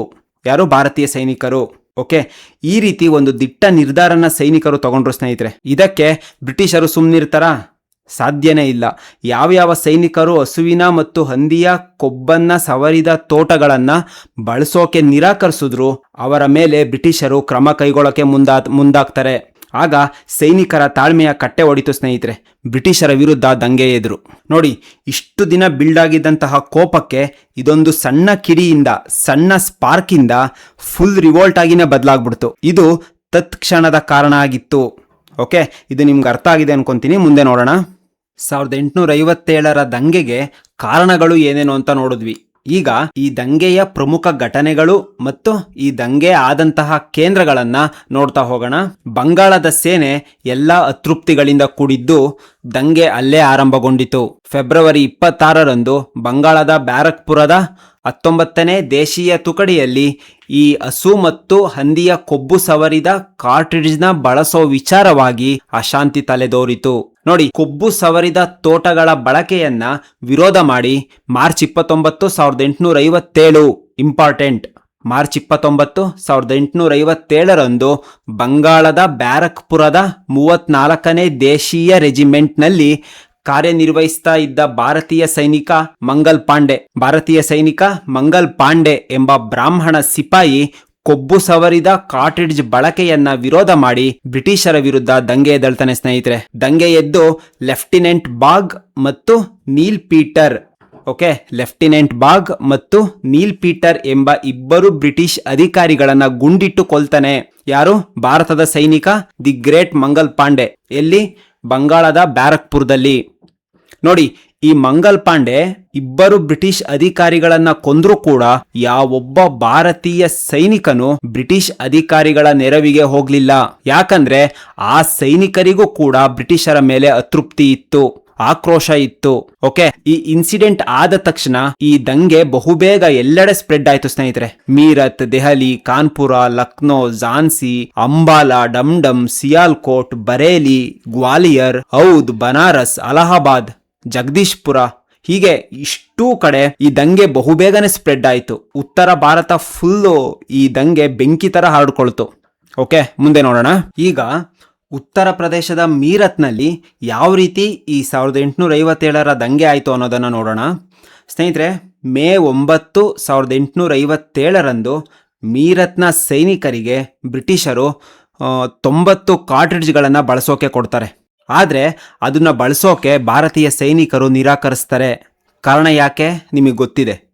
ಇವರನ್ನ ಬ್ರಿಟಿಷರು ವಿಚಾರಣೆ ಮಾಡಿ ಸೈನಿಕರು ಧರಿಸಿದ್ದಂತಹ ಸಮವಸ್ತ್ರವನ್ನು ಕಿತ್ತುಕೊಂಡು ಬರೀ ಮೈಯಲ್ಲಿ ಮೆರವಣಿಗೆ ಮಾಡಿ ಸೈನಿಕರಿಗೆ 10 ವರ್ಷಗಳ ಕಾಲ ಜೈಲು ಶಿಕ್ಷೆ ವಿಧಿಸ್ತಾರೆ. ಯಾರು? ಬ್ರಿಟಿಷರು ಭಾರತೀಯ ಸೈನಿಕರಿಗೆ. ಓಕೆ ಸ್ನೇಹಿತರೆ, ಇದರಿಂದ ಆಕ್ರೋಶಗೊಂಡಂತಹ ಮೀರತ್ನ ಸೈನಿಕರು ನೆಕ್ಸ್ಟ್ ಡೇನೆ ಬಹಿರಂಗವಾಗಿ ಬ್ರಿಟಿಷರ ವಿರುದ್ಧ ದಂಗೆ ಎದ್ದು ಬ್ರಿಟಿಷ್ ಅಧಿಕಾರಿಗಳನ್ನ ಕೊಂದು ಅವರ ಮನೆಗೆ ಬೆಂಕಿ ಇಡ್ತಾರೆ. ಮೀರತ್ನ ಜೈಲಿಗೆ ನುಗ್ಗಿ ಅಲ್ಲಿ ಬಂಧಿಸಿದ್ದ ತಮ್ಮ ಸಹೋದ್ಯೋಗಿಗಳನ್ನ ಬಿಡುಗಡೆ ಮಾಡ್ತಾರೆ. ಹಾಗೆ ಆ ಜೈಲನ್ನ ಧ್ವಂಸ ಕೂಡ ಮಾಡ್ತಾರೆ ಸ್ನೇಹಿತರೆ. ಇದು ಯಾವ ಲೆವೆಲ್ಗೆ ಈ ದಂಗೆ ಜಾಸ್ತಿ ಆಗುತ್ತೆ ಅಂದ್ರೆ ಸಾಮಾನ್ಯ ನಾಗರಿಕರು ಕೂಡ ಸೈನಿಕರ ಜೊತೆ ಸೇರ್ಕೊಂಡು ಬ್ರಿಟಿಷರನ್ನ ಕೊಲೆ ಮಾಡೋದು, ಅವರ ಖಜಾನೆಗಳನ್ನ ಲೂಟಿ ಮಾಡೋದು, ಅಂಚೆ ತಂತಿನ ನಾಶ ಮಾಡೋದೇ ಇವರ ದಿನಚರಿ ಆಗಿರುತ್ತೆ. ಈ ನಾಗರಿಕರು, ಸೈನಿಕರು ಎಲ್ಲ ಸೇರ್ಕೊಂಡು ದೆಹಲಿ ಕಡೆಗೆ ನುಗ್ತಾರೆ. ಓಕೆ, ಇಷ್ಟು ಕೂಡ ಉತ್ತರ ಪ್ರದೇಶದ ಮೀರತ್ನಲ್ಲಿ ಆದಂತಹ ಘಟನೆ. ಮುಂದೆ ನೋಡೋಣ. ದೆಹಲಿಯಲ್ಲಿ ಏನಾಯಿತು ಅಂದರೆ ಈ ಮೀರತ್ನ ಸೈನಿಕರು, ನಾಗರಿಕರು ಮೇ 11, 1857ರಲ್ಲಿ ದೆಹಲಿಯನ್ನ ಮುತ್ತಿಗೆ ಹಾಕಿ ವಶಪಡಿಸ್ಕೊಳ್ತಾರೆ. ಆ ದೆಹಲಿಯ ಸೈನಿಕರು ಕೂಡ ಇವರ ಜೊತೆ ಸೇರ್ಕೊಂಡು ಬ್ರಿಟಿಷ್ ಅಧಿಕಾರಿಗಳನ್ನ ಕೊಂದು ಸೇಡ್ ತೀರಿಸ್ಕೊಳ್ತಾರೆ. ಓಕೆ, ಈ ಎಲ್ಲ ಭಾರತೀಯ ಕ್ರಾಂತಿಕಾರರು ಕಡೆಯ ಮೊಘಲ್ ದೊರೆ ಆಗಿದ್ದಂತಹ 2ನೇ ಬಹದ್ದೂರ್ ಶಾನನ್ನ ಭಾರತದ ಚಕ್ರವರ್ತಿ ಅಂತ ಘೋಷಣೆ ಮಾಡ್ತಾರೆ ಸ್ನೇಹಿತರೆ. ಕ್ರಾಂತಿಕಾರರು ಈ ಬಹದ್ದೂರ್ ಶಾನನ್ನ ಭೇಟಿ ಮಾಡಿ ನೀವು ನಮ್ಮ ನಾಯಕ ಆಗಬೇಕು, ಈ ಬ್ರಿಟಿಷರನ್ನ ಭಾರತದಿಂದ ಓಡಿಸ್ಬೇಕು ಅಂತ ರಿಕ್ವೆಸ್ಟ್ ಮಾಡ್ಕೊಳ್ತಾರೆ. ಈ ರಿವೋಲ್ಟ್ಗೆ ಬಹದ್ದೂರ್ ಶಾ ಕೂಡ ಬೆಂಬಲ ಸೂಚಿಸ್ತಾನೆ. ಆದರೆ ಈ ದೆಹಲಿ ಕ್ರಾಂತಿಕಾರರ ವಶ ಆಗಿದ್ದು ಬ್ರಿಟಿಷರ ಘನತೆಗೆ ಧಕ್ಕೆ ಬರೋ ಥರ ಆಯಿತು. ಓಕೆ, ಬ್ರಿಟಿಷ್ ಸೇನಾಧಿಕಾರಿ ಸರ್ ಜಾನ್ ನಿಕೋಲ್ಸನ್, ಇಂಪಾರ್ಟೆಂಟ್ ಇದು, ಬ್ರಿಟಿಷ್ ಸೇನಾಧಿಕಾರಿ ಸರ್ ಜಾನ್ ನಿಕೋಲ್ಸನ್ ದೆಹಲಿಯನ್ನ ವಶಪಡಿಸ್ಕೊಂಡು ಕಂಟ್ರೋಲ್ಗೆ ತಗೊಂಡು ಭಾರತೀಯ ಕ್ರಾಂತಿಕಾರರನ್ನ ತುಂಡು ತುಂಡಾಗಿ ಕತ್ತರಿಸ್ತಾನೆ. ನಾಯಕತ್ವ ವಹಿಸಿಕೊಂಡಿದ್ದಂತಹ ಬಹದ್ದೂರ್ ಶಾನನ್ನ ಬಂಧನದಲ್ಲಿ ಇಡ್ತಾರೆ. ಈ ಬಹದ್ದೂರ್ ಶಾನ 2 ಮಕ್ಕಳು ಮತ್ತು ಒಬ್ಬ ಮೊಮ್ಮಗನನ್ನ ಆ ಬಹದ್ದೂರ್ ಶಾನ ಕಣ್ಣೆದುರೆ ಅಡ್ಸನ್ ಅಂತಕ್ಕಂಥ ಒಬ್ಬ ಬ್ರಿಟಿಷ್ ಅಧಿಕಾರಿ ಗುಂಡಿಟ್ಟು ಕೊಲ್ತಾನೆ ಸ್ನೇಹಿತರೆ. ಬಹದ್ದೂರ್ ಶಾ 1862ರಲ್ಲಿ ನಿಧನ ಆಗ್ತಾನೆ. ಅಲ್ಲಿಗೆ ಮೊಘಲ್ ಸಾಮ್ರಾಜ್ಯ ಕೊನೆಗೊಳ್ಳುತ್ತೆ ಸ್ನೇಹಿತರೆ. ಇಷ್ಟು ಕೂಡ ದೆಹಲಿಯಲ್ಲಿ ಆದಂತಹ ಘಟನೆ. ಓಕೆ, ಮುಂದೆ ನೋಡೋಣ. ಕಾನ್ಪುರ. ಈಗ ಮುಂದಿನ ಪ್ರಮುಖ ಕೇಂದ್ರ ಕಾನ್ಪುರದ ಬಗ್ಗೆ ನೋಡೋಣ. ಜೂನ್ 5, 1857ರಂದು ಉತ್ತರ ಪ್ರದೇಶದ ಕಾನ್ಪುರದಲ್ಲಿ ದಂಗೆ ಆರಂಭ ಆಗುತ್ತೆ. ಈ ಕಾನ್ಪುರದ ದಂಗೆಗೆ ನಾಯಕತ್ವ ವಹಿಸಿಕೊಂಡಿದ್ದವನು 2ನೇ ಬಾಜಿರಾಯನ ದತ್ತುಪುತ್ರ ಆಗಿದ್ದಂತಹ ನಾನಾ ಸಾಹೇಬ. ಕಾನ್ಪುರದ ದಂಗೆಗೆ ನಾಯಕ ಆಗಿದ್ದ ಯಾರು? ಈ ನಾನಾ ಸಾಹೇಬ. 3,000 ಸೈನಿಕರ ಸೇನೆಯನ್ನು ಕಟ್ಕೊಂಡು ಬ್ರಿಟಿಷರ ಸೇನಾ ಶಿಬಿರಗಳನ್ನು ಮುತ್ತಿಗೆ ಹಾಕ್ತಾನೆ. ಅನೇಕ ಬ್ರಿಟಿಷ್ ಅಧಿಕಾರಿಗಳನ್ನ, ಹೆಂಗಸರನ್ನ, ಮಕ್ಕಳನ್ನ ಕೊಲೆ ಮಾಡ್ತಾನೆ ಈ ನಾನಾ ಸಾಹೇಬ. ಇದನ್ನ ಸ್ನೇಹಿತರೆ ಕಾನ್ಪುರ ಕಗ್ಗೊಲೆ ಅಂತಾನೆ ಕರೆದ್ರು. ಈ ನಾನಾ ಸಾಹೇಬನ ಸೇನಾನಿಗಳಾಗಿದ್ದ ಅಜೀಮುಲ್ಲಾ ಖಾನ್ ಮತ್ತು ತಾಂತ್ಯಾ ಟೋಪಿ ಇವರಿಬ್ರು ಕೂಡ ನಾನಾ ಸಾಹೇಬನಿಗೆ ಸಾಥ್ ಕೊಡ್ತಾರೆ. ಆದ್ರೆ ಬ್ರಿಟಿಷ್ ಅಧಿಕಾರಿ ಜನರಲ್ ಹ್ಯಾವ್ಲಾಕನು ನಾನಾ ಸಾಹೇಬನನ್ನ ಸೋಲಿಸಿ ಕಾನ್ಪುರವನ್ನ ವಶಪಡಿಸ್ಕೊಳ್ತಾನೆ. ಆಗ ನಾನಾ ಸಾಹೇಬ ನೇಪಾಳಕ್ಕೆ ಓಡಿ ಹೋಗ್ತಾನೆ. ಈತನ ಸೇನಾನಿ ಆಗಿದ್ದಂತಹ ತಾಂತ್ಯಾ ಟೋಪಿ ಝಾನ್ಸಿ ರಾಣಿ ಲಕ್ಷ್ಮೀಬಾಯಿಯ ಜೊತೆಗೂಡಿ ಬ್ರಿಟಿಷರ ವಿರುದ್ಧ ಹೋರಾಟನ ಕಂಟಿನ್ಯೂ ಮಾಡ್ತಾನೆ. ಸ್ನೇಹಿತರೆ, ಇಲ್ಲಿ ಒಂದು ನೆನ್ಪಿಟ್ಕೊಳ್ಳಿ, ಈ ನಾನಾ ಸಾಹೇಬನಿಗೆ ಒಂದು ಬಿರುದು ಇದೆ. ಏನಂದ್ರೆ ಈತನನ್ನ ಭಾರತದ ಗ್ಯಾರಿಬಾಲ್ಡಿ ಅಂತ ಕರೀತಾರೆ. ಓಕೆ, ಭಾರತದ ಗ್ಯಾರಿಬಾಲ್ಡಿ ಯಾರು ಅಂದ್ರೆ ಈ ನಾನಾ ಸಾಹೇಬ. ಓಕೆ, ಮುಂದೆ ನೋಡೋಣ. ಲಕ್ನೋ, ಔದ್. ಇಲ್ಲಿ ನಡೆದಂತಹ ಘಟನೆ ಬಗ್ಗೆ ನೋಡೋಣ. ಸ್ನೇಹಿತರೆ ನೋಡಿ, ಔದ್ನ ರಾಜಧಾನಿ ಲಕ್ನೋದಲ್ಲಿ ಈ ದಂಗೆಯ ನಾಯಕತ್ವ ವಹಿಸಿಕೊಂಡಿದ್ದವರು ಔದ್ನ ಬೇಗಂ ಹಜರತ್ ಮಹಲ್. ನೋಡಿ, ಜುಲೈ 4, 1857ರಂದು ಲಕ್ನೋದ ಜಮೀನ್ದಾರರು, ರೈತರು, ಸೈನಿಕರು ಬೇಗಂ ಹಜರತ್ ಮಹಲ್ಳ ಜೊತೆ ಸೇರ್ಕೊಂಡು ಬ್ರಿಟಿಷರ ವಿರುದ್ಧ ದಂಗೆ ಹೇಳ್ತಾರೆ. ಓಕೆ, ಲಕ್ನೋದ ಬ್ರಿಟಿಷ್ ಬಂಗಲೆಯನ್ನ ಮುತ್ತಿಗೆ ಹಾಕಿ ಸರ್ ಹೆನ್ರಿ ಲಾರೆನ್ಸ್ ಅಂತಕ್ಕಂಥ ಒಬ್ಬ ಬ್ರಿಟಿಷ್ ಅಧಿಕಾರಿ ಸೇರಿದಂತೆ ಹಲವಾರು ಬ್ರಿಟಿಷ್ ಅಧಿಕಾರಿಗಳನ್ನ ಕೊಂದಾಕ್ತಾರೆ. ಇದನ್ನ ಕೇಳಿದಂತಹ ಬ್ರಿಟಿಷ್ ಅಧಿಕಾರಿ ಸರ್ ಕಾಲಿನ್ ಕ್ಯಾಂಪ್ ಬೆಲ್ ಅಂತಕ್ಕಂಥ ಬ್ರಿಟಿಷ್ ಅಧಿಕಾರಿ, ಬ್ರಿಟಿಷ್ ಸೇನಾನಿ ತನ್ನ ಸೈನಿಕರೊಡನೆ ಬಂದು ಲಕ್ನೋ ಅನ್ನ ತನ್ನ ಕಂಟ್ರೋಲ್ಗೆ ತಗೋತಾನೆ. ಈ ಬೇಗಂ ಹಜರತ್ ಮಹಲ್ ನೇಪಾಳಕ್ಕೆ ಓಡಿ ಹೋಗ್ತಾಳೆ. ಉಳಿದ ಕ್ರಾಂತಿಕಾರಿಗಳನ್ನ ಬ್ರಿಟಿಷರು ಕೊಂದಾಕ್ತಾರೆ. ಓಕೆ, ಇಷ್ಟು ಕೂಡ ಲಕ್ನೋದಲ್ಲಿ ಆದಂತಹ 1857ರ ಸಿಪಾಯಿ ದಂಗೆಯ ಘಟನೆ. ಓಕೆ, ಮುಂದೆ ನೋಡೋಣ. ಝಾನ್ಸಿ ಗ್ವಾಲಿಯರ್ನಲ್ಲಿ ಈ ಸಿಪಾಯಿ ದಂಗೆ ಹೇಗೆ ನಡೀತು ಅಂತ ನೋಡ್ತಾ ಹೋಗೋಣ. ನೋಡಿ, ಈ ಝಾನ್ಸಿಯಲ್ಲಿ ಈ ದಂಗೆಯ ನಾಯಕತ್ವ ವಹಿಸಿಕೊಂಡಿದ್ದವರು ರಾಣಿ ಲಕ್ಷ್ಮೀಬಾಯಿ. ಈ ರಾಣಿ ಲಕ್ಷ್ಮೀಬಾಯಿಗೆ ತಾಂತ್ಯಾ ಟೋಪಿಯ ಬೆಂಬಲ ಕೂಡ ಇತ್ತು. ಸ್ನೇಹಿತರೆ ನೋಡಿ, 1857ರ ಜೂನ್ 18ರಂದು ಲಕ್ಷ್ಮೀಬಾಯಿ ಹಾಗೂ ತಾಂತ್ಯಾ ಟೋಪಿ ಹಾಗೂ ಅವರ ಸೈನ್ಯ ಸೇರ್ಕೊಂಡು ಗ್ವಾಲಿಯರ್ ಕೋಟೆಯನ್ನ ಮುತ್ತಿಗೆ ಹಾಕಿ ವಶಪಡಿಸ್ಕೊಳ್ತಾರೆ. ಅಲ್ಲಿನ ಖಜಾನೆಯನ್ನ ಲೂಟಿ ಮಾಡಿ ಹಲವಾರು ಬ್ರಿಟಿಷ್ ಅಧಿಕಾರಿಗಳನ್ನ ಕೊಲೆ ಮಾಡ್ತಾರೆ. ಪುರುಷರಂತೆಯೇ ವೇಷ ಧರಿಸಿ ಈ ರಾಣಿ ಲಕ್ಷ್ಮೀಬಾಯಿ ಬ್ರಿಟಿಷರ ವಿರುದ್ಧ ಸಿಂಹ ಗರ್ಜನೆ ಮಾಡ್ತಾಳೆ. ಸ್ನೇಹಿತರೆ, ತನ್ನ ದತ್ತುಪುತ್ರನಾಗಿದ್ದಂತಹ ದಾಮೋದರ್ನನ್ನ ಬೆನ್ನಿಗೆ ಕಟ್ಟಿಕೊಂಡೇ ಹೋರಾಟ ಮಾಡ್ತಾಳೆ. ಬ್ರಿಟಿಷ್ ಅಧಿಕಾರಿಯಾಗಿದ್ದಂತಹ ಬ್ರಿಟಿಷ್ ಅಧಿಕಾರಿ ಸರ್ ಹ್ಯೂರೋಸನು ಈ ಭಾರತೀಯ ಸೈನಿಕರನ್ನ ಸೋಲಿಸಿ ಗ್ವಾಲಿಯರ್ ಕೋಟೆಯನ್ನ ತನ್ನ ಕಂಟ್ರೋಲ್ಗೆ ತಗೋತಾನೆ. ಆಗ ಈ ರಾಣಿ ಲಕ್ಷ್ಮೀಬಾಯಿ ಉತ್ತರ ಪ್ರದೇಶದ ಕಾಲ್ಪಿಗೆ ಹೋಗಿ ಅಲ್ಲಿ ಹೋರಾಟ ಮಾಡ್ತಾ ಇರ್ತಾಳೆ. ಆ ಕಾಲ್ಪಿಯ ಕದನದಲ್ಲಿ ವೀರಾವೇಶದಿಂದ ಹೋರಾಡ್ತಾ ಇದ್ದಂತಹ ರಾಣಿ ಲಕ್ಷ್ಮೀಬಾಯಿ ಜೂನ್ 17, 1858ರಂದು, ವೆರಿ ಇಂಪಾರ್ಟೆಂಟ್, ಜೂನ್ 17, 1858ರಂದು ವೀರಮರಣ ಹೊಂತಾಳೆ. ಯಾರು? ಝಾನ್ಸಿ ರಾಣಿ ಲಕ್ಷ್ಮೀಬಾಯಿ. ನೋಡಿ, ಈ ತಾಂತ್ಯಾ ಟೋಪಿಯನ್ನ ಬ್ರಿಟಿಷರು ಸೆರೆ ಹಿಡಿದು ಗಲ್ಲಿಗೇರಿಸ್ತಾರೆ. ಓಕೆ, ಇಷ್ಟು ಕೂಡ ಝಾನ್ಸಿ ಮತ್ತು ಗ್ವಾಲಿಯರ್ನಲ್ಲಿ ನಡೆದಂತಹ ಈ ದಂಗೆಯ ಘಟನೆ. ಮುಂದೆ ನೋಡೋಣ. ಬಿಹಾರದಲ್ಲಿ ಈ ದಂಗೆ ಹೇಗಾಯ್ತು ಅಂತ ನೋಡೋಣ. ಬಿಹಾರದ ಜಗದೀಶ್ಪುರದಲ್ಲಿ ಕುನ್ವರ್ ಸಿಂಗ್ ಅಂತ ಒಬ್ಬ ಜಮೀನ್ದಾರ ಇರ್ತಾನೆ. ಈತ ಬ್ರಿಟಿಷರ ವಿರುದ್ಧ ದಂಗೆಯ ನಾಯಕತ್ವ ವಹಿಸಿಕೊಂಡು ಹೋರಾಟ ಮಾಡ್ತಾನೆ. ಯಾರು? ಕುನ್ವರ್ ಸಿಂಗ್. ಓಕೆ, ಹಾಗೆ ಅದೇ ರೀತಿ ಫೈಜಾಬಾದ್ನಲ್ಲಿ ಅಹಮದುಲ್ಲಾ ಅಂತಕ್ಕಂಥವನು ದಂಗೆ ಎದ್ದು ಬ್ರಿಟಿಷರ ವಿರುದ್ಧ ಹೋರಾಡ್ತಾನೆ. ಬರೈಲಿಯಲ್ಲಿ ಖಾನ್ ಬಹದ್ದೂರ್ ಖಾನ್ ಅನ್ನೋನು ಈ ಸಿಪಾಯಿ ದಂಗೆ ನಾಯಕತ್ವ ವಹಿಸ್ಕೊಳ್ತಾನೆ. ಸ್ನೇಹಿತರೆ, ಓಕೆ, ಮುಂದೆ ನೋಡೋಣ. ಸ್ನೇಹಿತರೆ, ಭಾರತಾದ್ಯಂತ ಈ ಸಿಪಾಯಿ ದಂಗೆಯ ಪ್ರಮುಖ ಕೇಂದ್ರಗಳನ್ನ ಮತ್ತೆ ಅಲ್ಲಿ ನಡೆದಂತಹ ಘಟನೆಗಳನ್ನ ನೋಡಿದ್ವಿ. ಓಕೆ, ಈಗ ಈ 1857ರ ಸಿಪಾಯಿ ದಂಗೆಯಿಂದ ಕರ್ನಾಟಕದಲ್ಲಿ ಎಲ್ಲೆಲ್ಲಿ ಹೋರಾಟ ಆಯಿತು ಅಂತ ನೋಡೋಣ. ಮೊದಲನೆಯದು ಹಲಗಲಿ. ಇದು ಬಿಜಾಪುರ ಜಿಲ್ಲೆಯಲ್ಲಿ ಬರುತ್ತೆ. ಬಿಜಾಪುರ ಜಿಲ್ಲೆಯ ಹಲಗಲಿಯಲ್ಲಿ ಬ್ರಿಟಿಷರು ತಂದಂತಹ ಶಸ್ತ್ರಾಸ್ತ್ರ ಕಾಯ್ದೆನ ವಿರೋಧಿಸಿ ಜನರು ದಂಗೆ ಹೇಳ್ತಾರೆ. ಓಕೆ, ಹಾಗೇನೆ ಸುರಪುರ, ಇದು ಗುಲ್ಬರ್ಗ ಜಿಲ್ಲೆಯಲ್ಲಿ ಬರುತ್ತೆ. ಓಕೆ, ಗುಲ್ಬರ್ಗ ಜಿಲ್ಲೆಯ ಸುರಪುರದ ಇಲ್ಲಿ ಬೇಡರ ನಾಯಕ ವೆಂಕಟಪ್ಪ ನಾಯಕ ಅಂತ ಬೇಡರ ನಾಯಕ ವೆಂಕಟಪ್ಪ ನಾಯಕ ಬ್ರಿಟಿಷರ ವಿರುದ್ಧ ದಂಗೆ ಹೇಳ್ತಾನೆ. ಹಾಗೆ ನರಗುಂದ ಅಂದ್ರೆ ಧಾರವಾಡ ಜಿಲ್ಲೆಗೆ ಸೇರುತ್ತೆ ಇದು. ಈ ಧಾರವಾಡ ಜಿಲ್ಲೆಯ ನರಗುಂದದಲ್ಲಿ ದಾದಾ ಸಾಹೇಬ